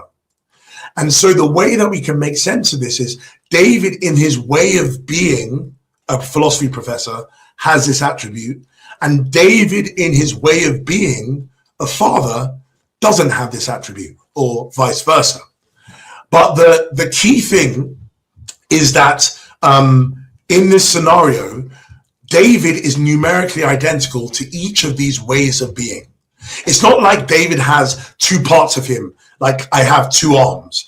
David has his philosophy part and he has his father part. No, he just has 2 ways of existing, and they are numerically identical to David. So we have David insofar as he's a philosopher or professor, and David insofar as he's a father. And those are 2 different aspects of David, yet they are numerically identical to David. They're the same thing as David, and they're the same thing as each other. So key thing at this moment is aspects are, the way to further understanding now in a better way, is that they are qualitatively differing, but numerically identical ways that an individual is. So they're qualitatively differing because David, insofar as he's a philosopher, has the quality of wanting not to go on the camping trip. Mhm. But David, insofar as he's a father, has the quality of wanting to go on the camping trip. So you have two different qualities here that are born by these aspects. So they're qualitatively differing. Yet they are numerically identical to one another, because David, insofar as he's a professor, and David, insofar as he's a father, are just the same thing. And they're the same thing as David. So they're qualitatively differing, but numerically identical ways in which an individual exists. That's what an aspect is. Yeah. Awesome. So to help people, because basically we gave the example of David here and how aspects can be understood with David. Did you said, because I texted you about my example of like an electromagnetic field. Have you thought about that more? You said you liked it, but I wanted to see. Yeah. So I think, what I was reflecting on is, so I think if I remember, can you just go through the example again if you remember? So the basic idea in my head is, right, when you think about what an electromagnetic field is, it's going to be definitionally equivalent to all the sets of propositions you would affirm of what an electromagnetic field is, right? And that's going to include, it has a north pole and a south pole and everything in between. Yeah. And if you get rid of the north or south pole of the field, it's not an electromagnetic field anymore. And so it'd be weird to say that the north and south pole are parts of the electromagnetic field, because if you get rid of anything, then you just don't have the field anymore. Yeah. And so it seems like the only type of like metaphysical option you have left on the table would be that these are aspects of the field, and then we just aspect the north and south pole of the field. These are multiply located aspects of the one thing called a electromagnetic field, but we're not counting two electromagnetic fields by predication at this point. We are saying the north pole insofar as it's an electromagnetic field, or wait, I reverse those, and the south pole insofar as it's an electromagnetic field. Yeah. So exactly that, because you can just say, I think what I was reflecting on when you what I might have responded to your message was that I think, so let's say the EMF. So the EMF, electromagnetic field, EMF, insofar as it's the north pole, is in a certain way. And the EMF, insofar as it's a south pole, is in another way. So the north pole of the EMF will have a different quality, for example, being the north pole, that the south pole wouldn't have. So it will be qualitatively differing from one another, yet they are numerically identical to the EMF. Yes. And they're numerically identical to one another as well, even though they're qualitatively different. Why they're numerically identical to one another? Because the transitivity of identity. If they are identical to the EMF, then they're going to be identical to one another. So they're just the EMF, but there are ways in which we understand the EMF to exist as the North Pole, out as the South Pole. So it's I think the aspectival way is the way you need to understand it. And because we use aspects, people use that term a lot in their language. But what we're meaning by that is qualitatively differing, but numerically identical way in which something exists. And the other example I brought up to Tim a while back was like a six-sided die, right? A six-sided die is just going to have six sides, and it's going to have those dots and everything like that, right? If you get rid of one of those sides, it's not a six-sided die anymore. And it seems like each of those faces are going to be aspects of the die, right? And again, it's just different ways that the die is, but each side is numerically identical to the die itself, while each side is qualitatively distinct from each other. And the qualitative distinction is a key thing because it has different qualities. For example, having different dots or numbers of dots is going to be, qualitatively different, but they're still numerically identical. So you can actually, Donald Baxter, who's the main guy who proposed this, and then myself as well. So I've got some work under review where I'm actually just doing the philosophy. So it's even without philosophy of religion, where I'm trying to sort of show how aspects can work for what do I actually bring this? I think I wrote it a while ago. It was on the problem of temporary intrinsics. So if people know what that is, so how can it be that you can someone could sit and stand, have the properties of sitting and standing? So anyway, it's a big problem in philosophy. and the problem of constitution, material constitution. So how can a statue and a lump exist? Because you have that issue, but aspects make sense of it. So you have the material insofar as it's a lump, insofar as it's a statue, yet they're numerically identical to one another, yet they are qualitatively different. So aspects are things that, if you really reflect on it, they're part of our ontology. It's just that we never really understood it until people like Baxter and others have sort of brought our awareness to it. Yeah. 100%. Awesome. Okay, now what people will be waiting for is an application to... How does this apply to the Trinity? Yes, exactly. Okay, so now what we say is that divinity, so if you remember, divinity is this one object, this one trope, which is multiply located in 3 regions, but it's still the same one object. But this divinity, this one object, possesses 3 aspects. So you can call it whatever you want at this point, because I'm going to give a name for it later, but you can call it, let's say, the divinity aspects. So it has 3 different aspects, and each aspect corresponds to its exact locations. So if you remember, divinity is exactly located at 3 different regions, R1, R2, and R3. Mm-hmm. So it's going to have aspects that correspond to each of its locations. So, so I don't think I need to go into it. Yeah, so let's have a look at this one here. So we have divinity insofar as it's exactly located at R1. So we have divinity existing in R1. Mm-hmm. And then we can say it has an aspect, because if you remember, aspects are picked out by the phrase insofar as. Yep. So we have divinity insofar as it's located at R1. But then we have divinity insofar as it's located at R2. And then we have divinity insofar as it's located at R3. Sorry, for people who are looking at the PowerPoint, the weird sort of thing at the beginning of each of the bullet points in the middle, that's just a philosophical sort of formula to just express aspects, but you don't have to worry about that. It's just for people who end up reading my work. But anyway, so divinity insofar as it's located at R1, insofar as it's located at R2, and insofar as it's located at R3. So divinity has 3 aspects, and we speak about it by saying divinity has these 3 ways of existing, and specifically it has these location-specific aspects. So divinity insofar as it's located at R1 is going to be qualitatively different from divinity insofar as it's located at R2. You can see this very easily. Divinity insofar as it's located at R1 is going to have the quality of being at R1, but it's not going to have the quality of being at R2. So it's qualitatively differing in many ways. So it's going to have distinct qualities. Divinity is going to bear distinct qualities at R1, insofar as it's at R1, insofar as it's at R2, and insofar as it's R3. It's going to have distinct qualities. But the key thing is, the aspects of divinity are numerically identical to divinity. So divinity insofar as it's at R1 is just divinity. And divinity insofar as it's at R2, again, it's numerically identical to divinity and same at R3. Yet they're qualitatively differing, such that divinity at R1, R2, and R3 has different qualities insofar as it's located at those regions, but they're going to be numerically identical to divinity and also to each other. So divinity at R1, R2, and R3 is going to be numerically identical to each other, yet they're qualitatively different. Yep. So we're not multiplying divinities. There's only one divinity.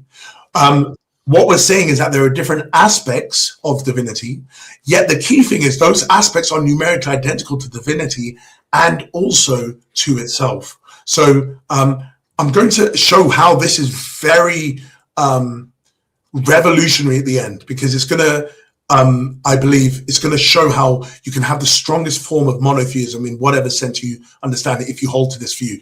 So anyways, we have these 3 aspects of divinity. Let me just move on, just so for the sake of time. Okay, now we're going to stick with the theology again, and we're now going to name divinity at each of its locations. We're going to name its aspects. So we have the Father, the Son, and the Spirit. They are each divinity aspects. So each of the members of the Trinity is to be identified as divinity insofar as it's exactly located at a certain region. So the Father is the Father aspect. Let's just call him the Father aspect now. The Son is the Son aspect, and the Spirit is the Spirit aspect. Now, what we mean by that is that the Father is divinity insofar as it's located at R1. That's what we mean by the Father. Mm-hmm. And the Son is divinity insofar as it's located at R2. And the Spirit is divinity insofar as it's located at R3.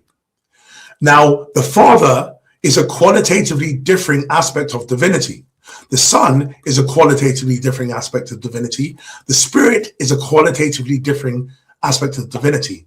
Yet at the bottom level, they are each simply divinity, despite there being qualitative distinctions between them. Because divinity is a multiply located object that possesses aspects at its multiple distinct regions. It's exactly located at 3 distinct regions, and it bears qualitatively differing yet numerically identical aspects at those regions. So if you see the image, which hopefully is helpful for people, you start at the top and you have divinity. You then locate, you have divinity being exactly located at 3 different regions, and at each of those regions it bears an aspect. And so we call the Father, if you see on the image on the left part of the image, that is what we mean by the Father. He is divinity insofar as he's located at R1, and then the Son is divinity in the middle insofar as he's located at R2, and the Spirit's divinity insofar as he's located at R3. So that's what we mean by the Father. But we're now going to have to further build this picture. So we want to also say that the divinity aspects are persons.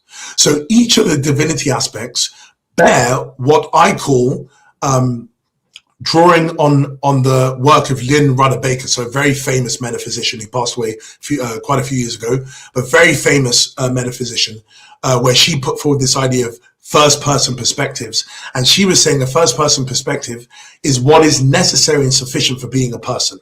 So a person is just a bearer of a first-person perspective.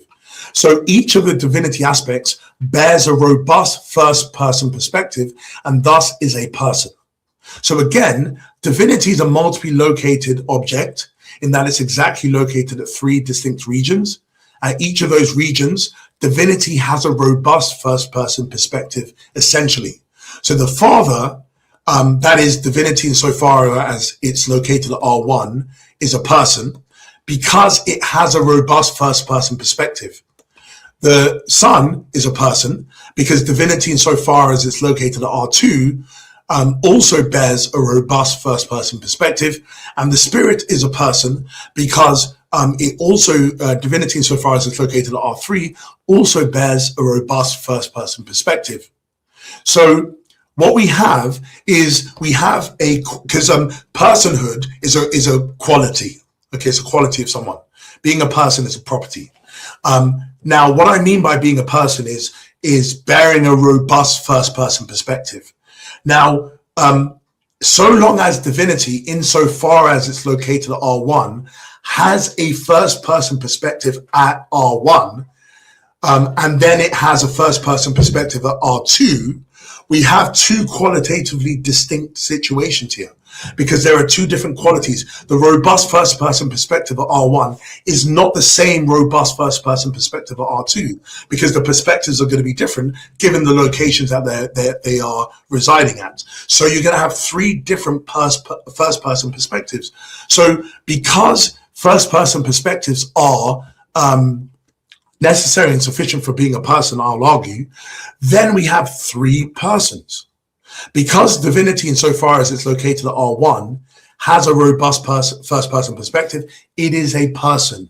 And then the same for divinity at R2 and R3. So what we have now is divinity, but we have these 3 persons existing. So we have each person existing at those regions. Okay, now I think if I'm correct, this might be, we're nearing the end of this. Hopefully people are still people are still here paying attention, man. They've drunk their Red Bull and they're sticking along. So okay, now another thing to introduce. Each of the divinity aspects, as I said, they bear a robust first-person perspective, but they also fulfill a certain role at each of those regions. These are called O roles, or ontotheomatic roles. Again, this is drawing from work in philosophy, in metaphysics, specifically a guy called Francesco Aurelia, who was working on the issues of relations and relational ordering. And he introduced in the literature this idea of ontotheomatic roles, that in our relations, we fulfill certain roles. So now, the first thing is, if you remember, we said that the Father generates the Son. And now I'm going to bring in the filioque as a addition here, but a very weak form of the filioque that I believe can be affirmed by a conciliar Trinitarian and an Orthodox, is the idea that the Father generates the Spirit through the Son. So it's not the Father and the Son that generates the Spirit. I don't believe that's correct. But it's possible, I would argue, that the Father generates the Spirit through the Son. Okay, and that's just what I'm assuming at this moment. Now, we take these generation relations to be something called grounding relations. So just relations of metaphysical dependence.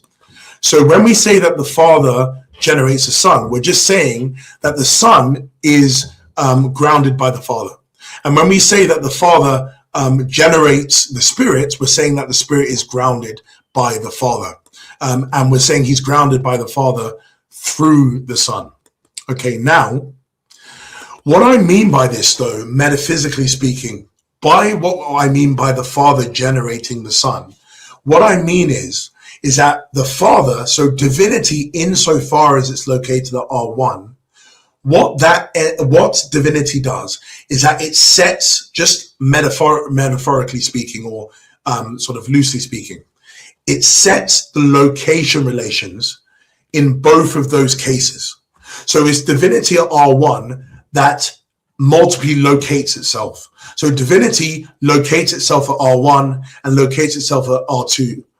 Locates itself at R2 and then locates itself at R3. So we have divinity existing at R1, then it locates itself at R2 and locates itself at R3. Now, I'm very clear to say that then is not temporal, because we hold to the generation of the Son and the Spirit to be eternal, to be essential. What I'm meaning is just logically speaking. So logical, in a logical sense, there is sort of this ordering to divinity locating itself at R2 and R3. So it's like, again, picture the time traveler scenario. So I time travel, it's me at R1, sending myself into the time machine, coming out R2, and then maybe I send myself again, coming out R3. So it's myself at R1 that's setting the location relations of the object that I am. So it's divinity at R1 that sets the location relations for R2 and divinity at R2 and R3. So that's what I mean by it grounding it and it generating it. It's just setting the location relations in that way. Okay, now, given that, just bringing into this thing called O roles. So O roles, as I said, ontotheomatic roles, are certain roles that things fulfill in the relations that they are in. So we have certain O roles that are in the literature that people have posited. We have the O role of agent, the O role of instrument, and the O role of patient. Now, these are just certain roles in which something can fulfill. So an agent is the thing that causes something in the relation. The patient is the thing that is caused. So the patient, not in the sense of patience, the emotion, but patient in the sense of being enacted upon. That is what we mean by that O role. It's the thing being caused. And then an instrument, the O role of instrument, is the thing that is being used to do the causing. So then, given these roles that something can fulfill in these relations, we then say, because the Father is the generator of the Son and the Spirit, he fulfills the O role of agent. He's the sole one that fulfills the O role of agent. So that means now we can cash out what we mean by the Father fully. The Father is a person and fulfills the O role agent. What I mean by that more specifically is divinity, insofar as it's located at R1, has a first person perspective and fulfills the role of agent. That's what it does. And that's what it is to be the Father. Now, secondly, because the Son is generated by the Father And also he's the means by which the Spirit is generated, because the Father generates him through the Son. What we can say is that the Son fulfills two roles. He fulfills patient because he's caused, and he fulfills instrument because the Father uses him to bring about the Spirit. So what we then say now is the Son again is a person, and he fulfills the O role of patient and instrument. Again, what I mean by that is divinity, insofar as it's located at R2, has a first person perspective and fulfills the O roles of patient and instrument. And then last one, the Spirit, because the Spirit is generated by the Father, he solely fulfills the role of patient. He doesn't fulfill the role of agent. He's not doing any causing. He doesn't fulfill the role of instrument because he's not being used by the Father to cause anything. So the only thing that he fulfills, the O role, is patient. So what we then say is the Spirit, again, is a person, and he fulfills the O role of patient. So what we're saying is divinity, insofar as it's located at R3, has a first person perspective and fulfills the O role of patient. So what we have then is the Father, the Son, and the Spirit are each divinity insofar as it's located at a particular region with a robust first-person perspective and the fulfillment of a certain O role at that region.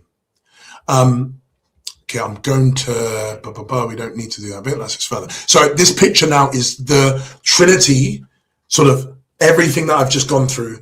Hopefully people can see what I mean with this image. So we have divinity. We start off at the top. We have divinity being multiply located. It's then at R1. So you move down to the left. It's located at R1. At R1, it's exactly located there. It's contained and filled there. But then it has an aspect. So that's the A. And the aspect, that the aspect bears two things.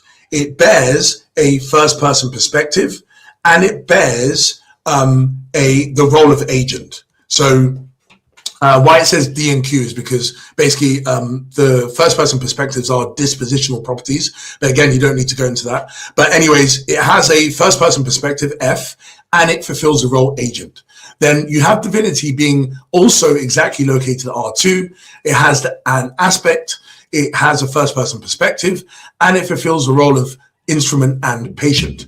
And then we have divinity being located at R3. It has an aspect, and it's located, and it has a first-person perspective, and it fulfills the O role of patient. So that's what we mean by the Father, the Son, and the Spirit.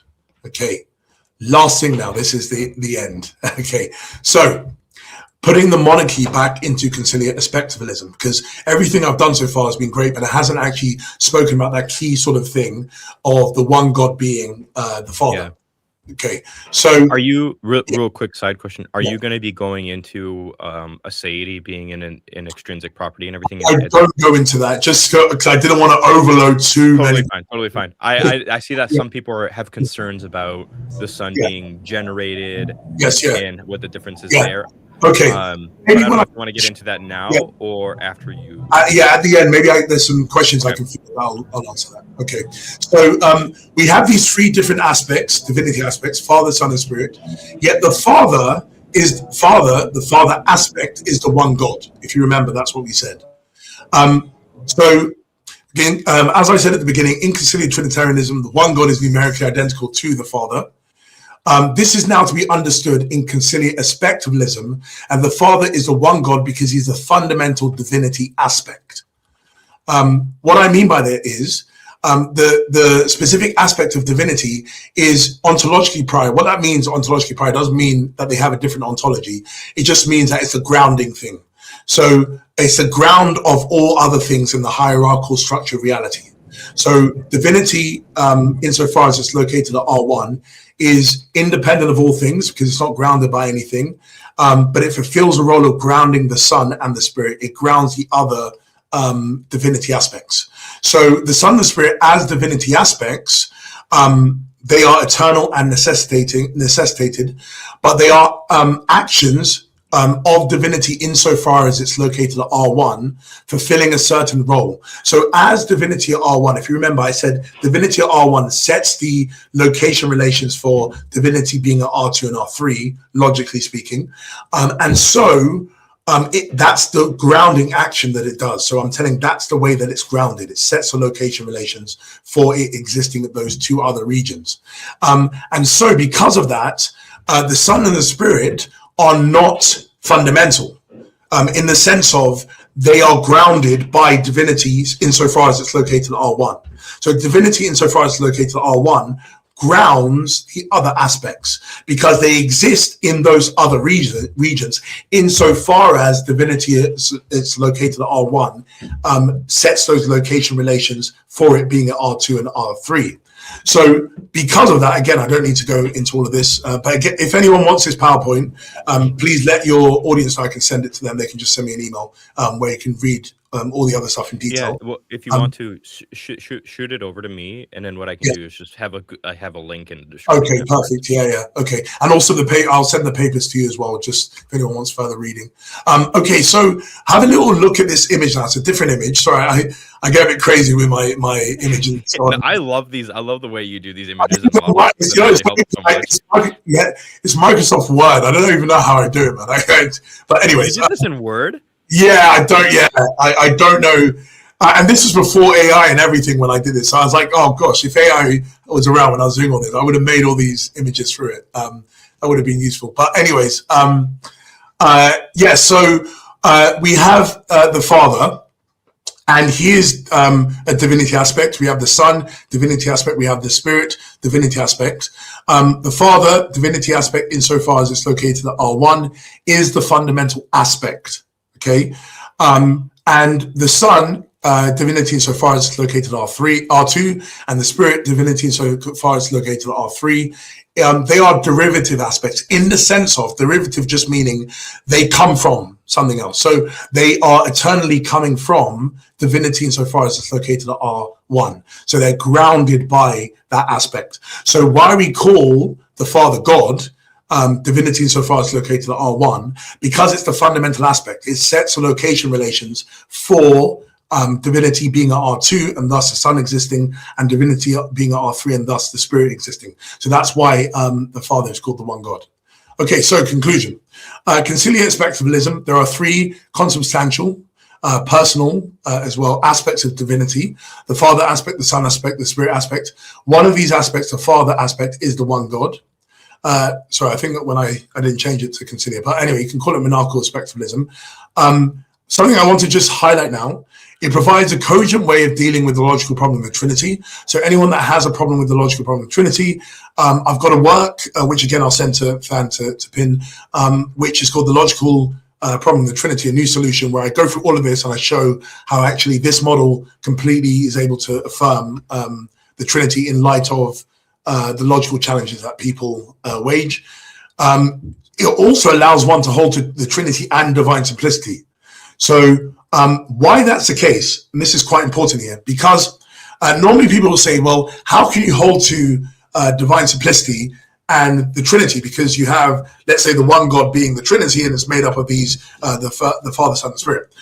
But the key point is here, we have this one trope of divinity, and tropes are normally taken to be metaphysically simple, so they don't have parts. So already you assume divine simplicity with this trope. But then we have this trope being multiply located, okay? But it being multiply located doesn't require it to have parts. And remember, an aspect of this trope, aspects are numerically identical to their bearers. So divinity, insofar as it's located at R1, is not a part of divinity.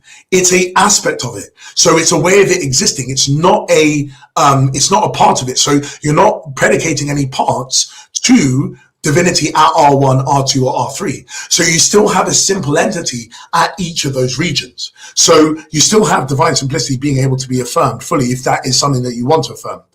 And now this is also a key thing, and the key one for those who are maybe sharing things with people who hold to Unitarianism, Islam, and things like that. You have one substance being postulated. So you have monotheism. stated in all its various ways. So you have one substance, you have one multiply located object. You are not multiplying objects, so not three objects. So this is where I differ from Swinburne, because Swinburne in his theory says that there are three objects. The Father, Son, and Spirit are three numerically distinct objects that instantiate divinity as a property. I'm not stating that. I'm saying there is one object that's just multiply located. So it's a self-same thing across each of those regions that it exists. So you're positing one entity, one thing. There's also one nature. You're not saying there are three instances of the divine nature. Because a trope is identical to its nature, power, you're saying that there is only one power that is multiply located. So you're not saying there is omnipotence and omnibenevolence that's being exemplified in three different instances across those regions. No, you're saying there's one object with its power, its omnipotence, and it's multiply located across those regions. So you only have one instance of divinity, one instance of omnipotence, one instance of whatever property whatever attribute you want to predicate. Again, one essence, I don't need to go into that, but if you like the idea of real definitions, there's only one real definition across those things. And again, there's only one God, because there's one fundamental entity, one fundamental aspect, the Father. You're not saying that there is more than one God. So you have monotheism in all the senses. Now, the revolutionary aspect that I want to just highlight on is when you think about it, what you actually have, you can, and you can't do this, let's say in reality, but if you were to conceptually think about it, you can reduce everything I've said all back to one entity existing, the one trope of divinity, because across its multiple locations is just the one trope of divinity. Each of the aspects are just the one trope of divinity because they're numerically identical to it. And so what you really are just positing in the Trinity is one thing, one entity. So when a Muslim says, hey, we have monotheism, the strongest sense, Allah, you can just push back to them with this model and say, we are positing exactly one thing as well. You posit one entity, one existing object. We posit one existing object as well. That is it. We just say this object is multiply located, which you're going to have to show me how that goes against monotheism because you're not multiplying entities. So you really just have one thing there, even though you have all the qualitative distinctions you need to make in the Trinity. You have three persons because three robust first person perspectives. You have three distinct relations because the divinity in R1 is an agent, it's doing the causing. Divinity R2 is an instrument and patient, it's doing it's being caused and doing some work of bringing about the spirit. And then at 3, it's being brought about. So you have all the relational distinctions you need to make within the conciliar tradition. Yet you can just say there's just one thing that's really been put forward to, because there's only one numerically identical thing that you've posited. So that's why I really like this model, because it is in every sense putting forward whatever you want to call monotheism. So just the last thing is plug my book. So I've got my book on the Trinity coming out within the next month or so, hopefully. Thank you, Tim. So I'm just going through the last stages of the copy editing, but it should be out hopefully the end of next month or the month after maximum.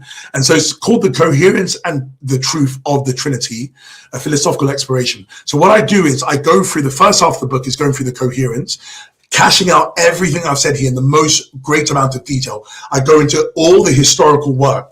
I go into all the philosophical things, detailing it more. And then the second part, I go through the truth aspect. I go through why we should believe this model and the Trinity to be true, further developing my love argument, further developing other things, dealing with objections. So, but the key thing, the thing that is sort of the conceptual spine of my work, is that what I do in each section is each of the chapters of the coherence work are the first one is the one substance or the indivisible substance. The next one is the one nature.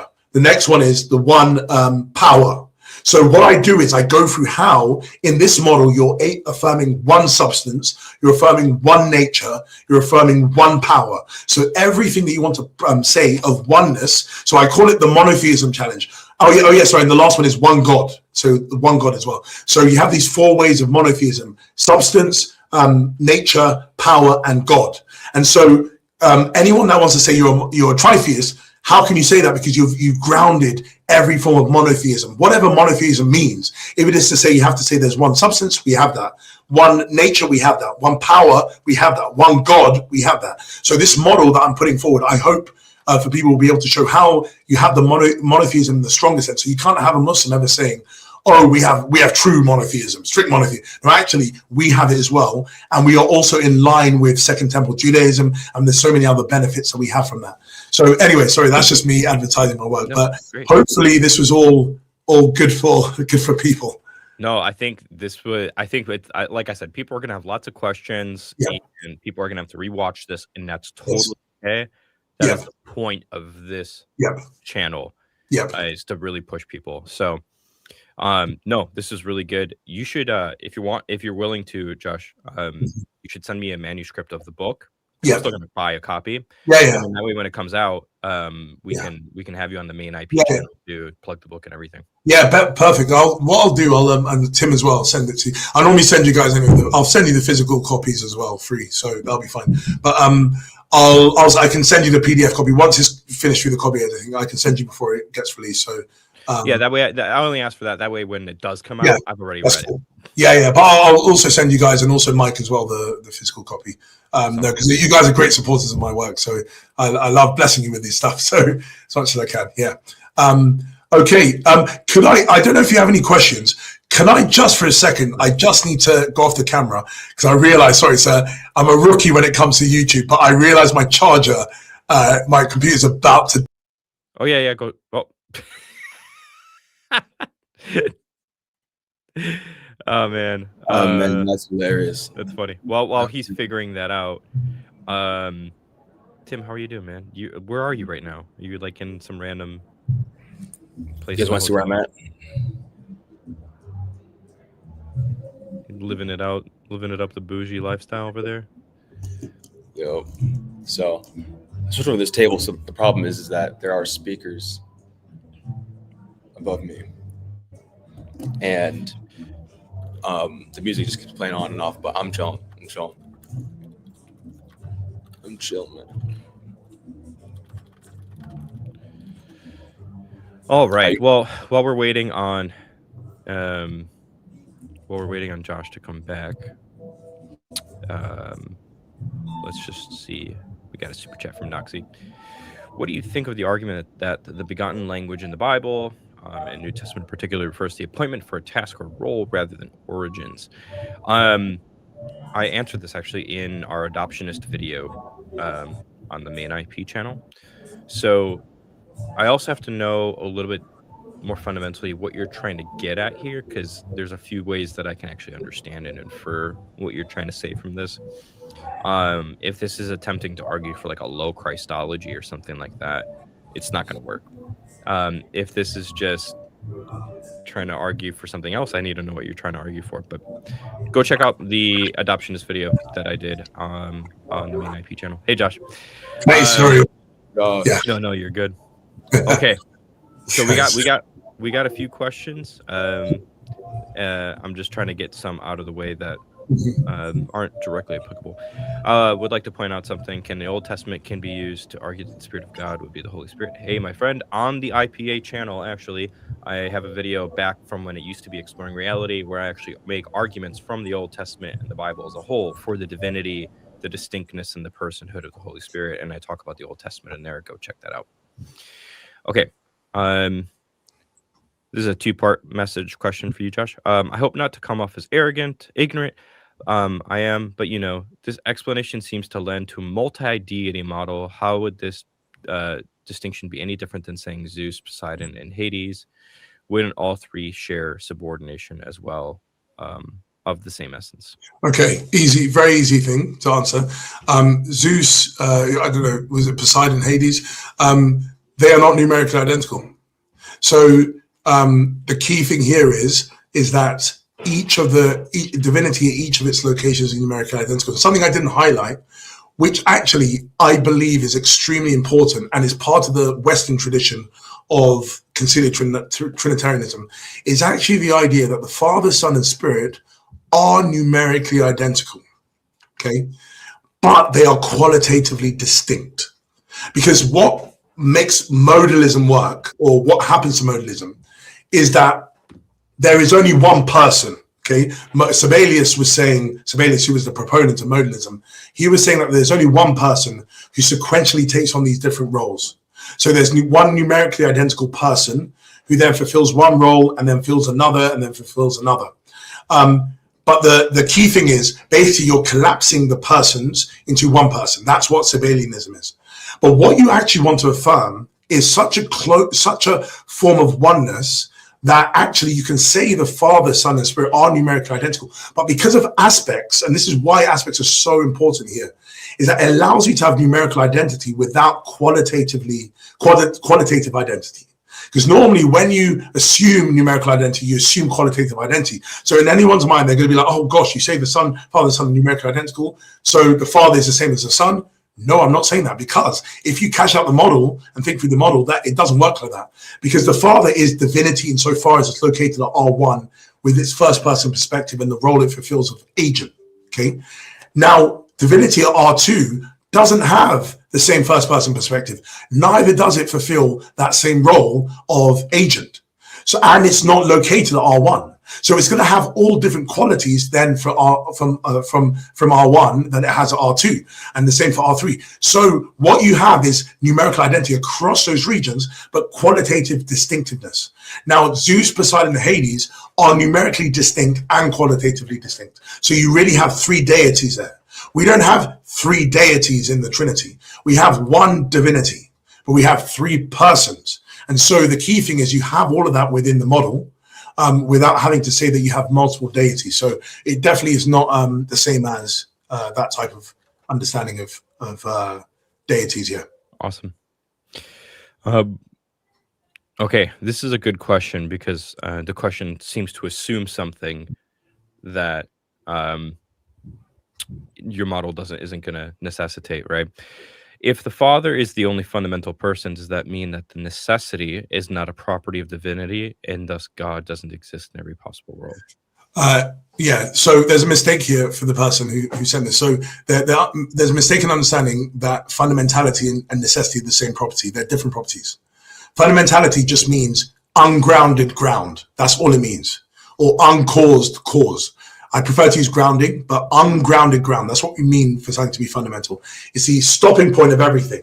So, for example, if you're a physicist, and let's say you're a metaphysician as well, so some metaphysicians will say, let's say quarks or a field is the fundamental thing.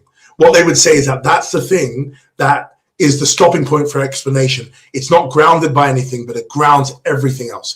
That's what we mean by fundamentality. And I'm saying the Father is the thing that does, who does that. He is the ungrounded ground of everything else. He grounds the Son, he grounds the Spirit, and ultimately all of reality is grounded from the Father through the Son and by the Spirit. That's the way it works. That's the ordering. So ultimately it goes back to the Father. So he's fundamental.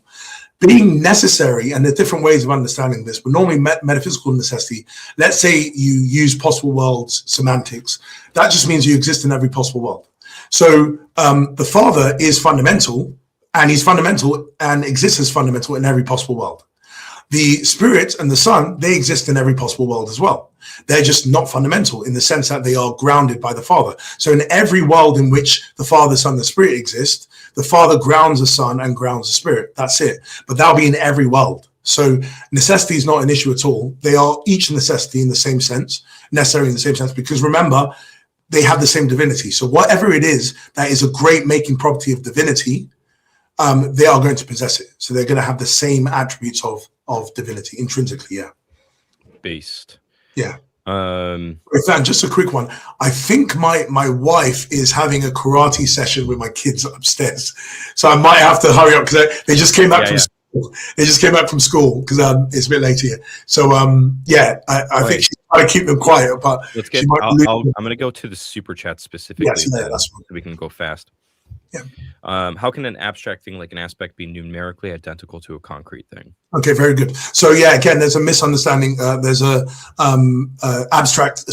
they understanding abstract as non-spatiotemporal, concrete as spatiotemporal. Remember, abstract in the sense of a trope is not something which is non-spatiotemporal. It's concrete, because tropes are concrete. That's always what we've posited as tropes. They are things which are existing within spatiotemporal reality, but they don't take up the whole location that they are located in. That's what we mean by abstract. So it's not, you can still be concrete and be a trope. You can still be concrete and be an aspect in the sense of you're a way of existing. It's a way that a certain trope exists in its region. So yeah, it's just a misunderstanding of what we mean by abstract. Awesome. Yeah. Do you accept Leibniz's law? Yes, I do. The key thing here is something that needs to be understood is there is no rejection of Leibniz's law. What is done by myself, and this is building again and adopting the work of Baxter, and in the work that I said that hopefully will be accepted and then published later, where I go into like the metaphysics of this, building on Baxter. It's what the idea is that Leibniz's law is silent on aspects. So what Baxter argues for, and so the article that people need to look for is Self-Differing and Leibniz's Law by Donald Baxter, published in one of the best journals in the world, Naus, in 2016. So yeah, go and have a look. But anyway, the key thing is you accept Leibniz's law because that is part of identity. It's a necessary aspect. It's a necessary thing of identity. But what we say is that it's a misunderstanding to believe that Leibniz's law is so its domain covers everything. What Baxter has shown in his work is that actually aspects, because of the things that they are, the way that they exist, are not things that are within the domain of Leibniz's law, so called.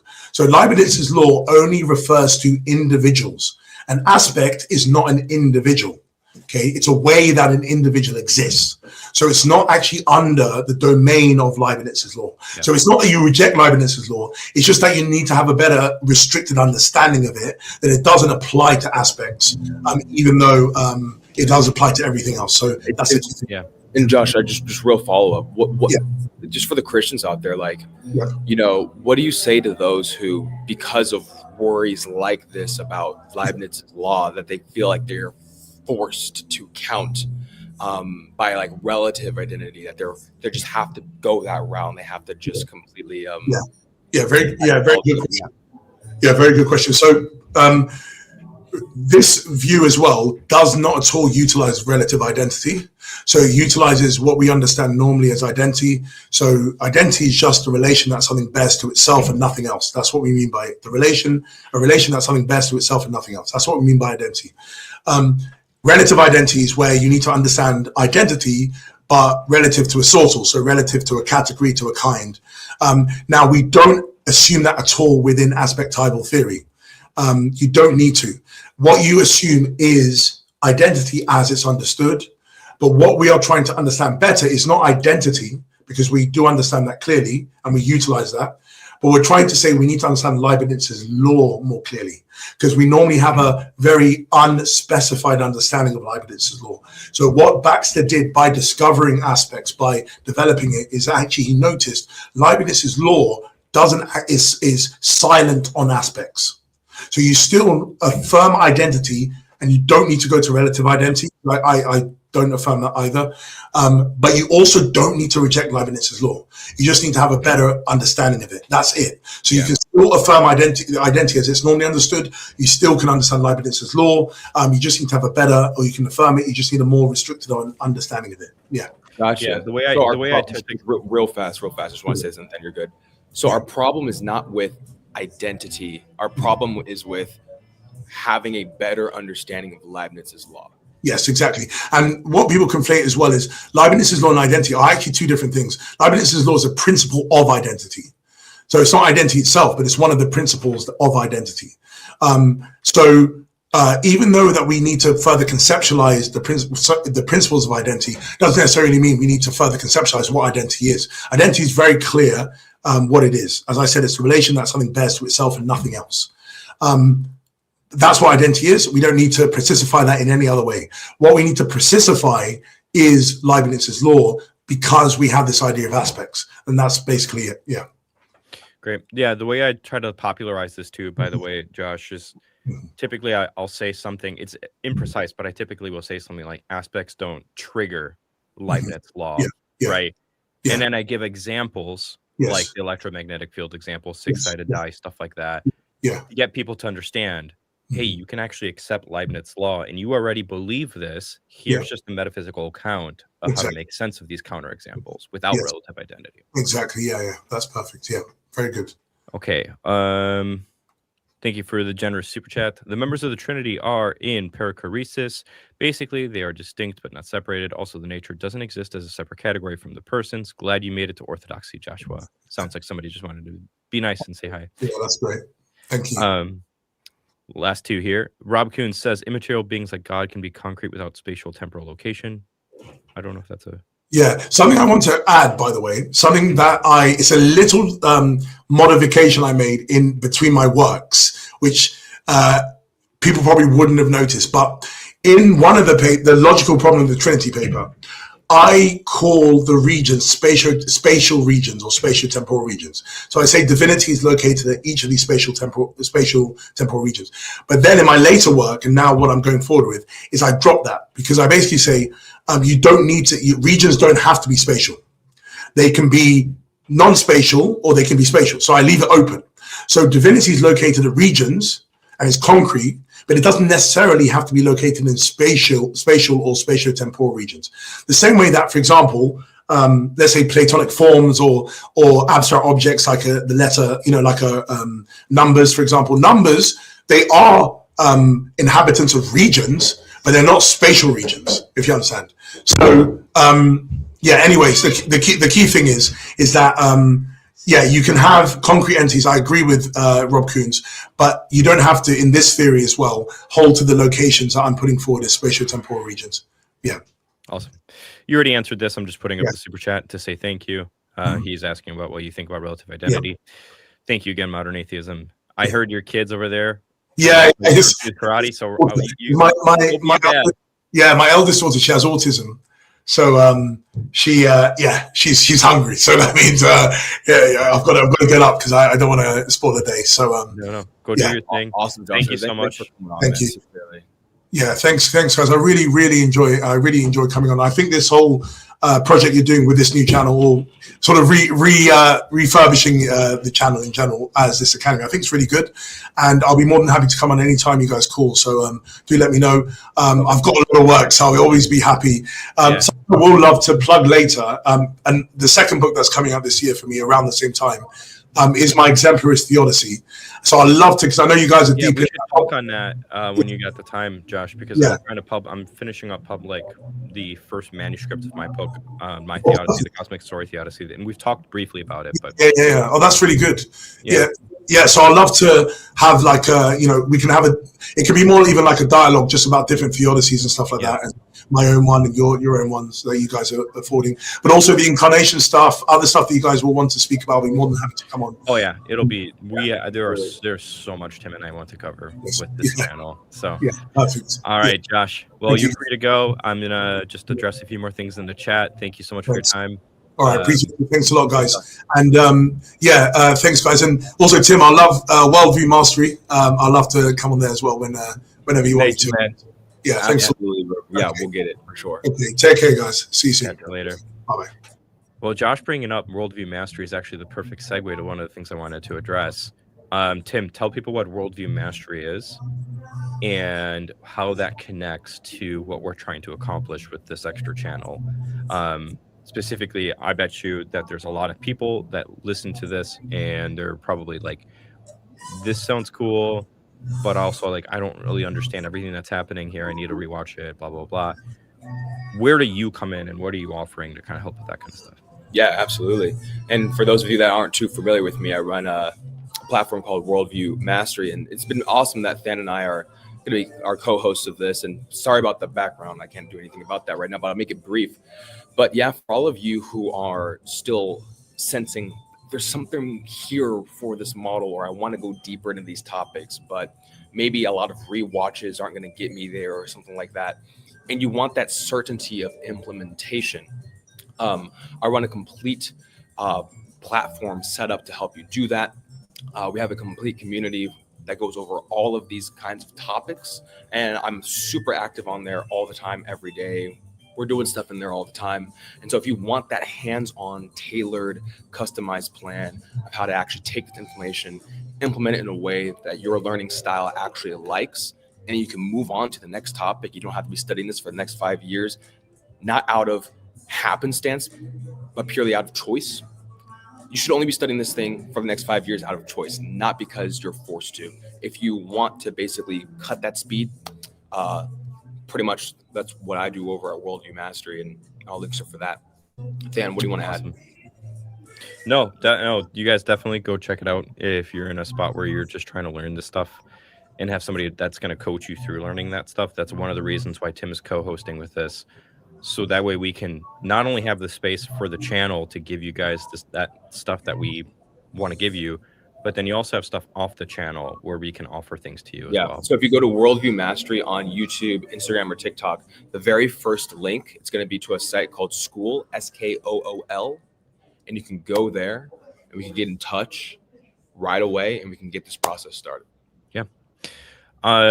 Cool. Well, before we sign off here too, for everybody in the chat that's still listening, or if you're listening after the video comes out or whatever, if you have questions about this, or you have things that you want us to go more in depth on, another stream on, whatever it is, this channel is for you guys. So let us know in the comments. Hey, give us a video or give us a stream on tropes specifically, or whatever it is that you give us niche, nuanced questions and topics that you want us to go into.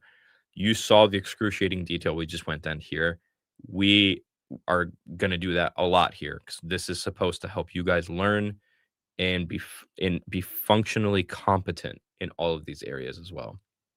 So let us know in the comments. Tim, you got anything else you want to say before we sign off here? This has been awesome. I really thoroughly enjoyed it. Cool.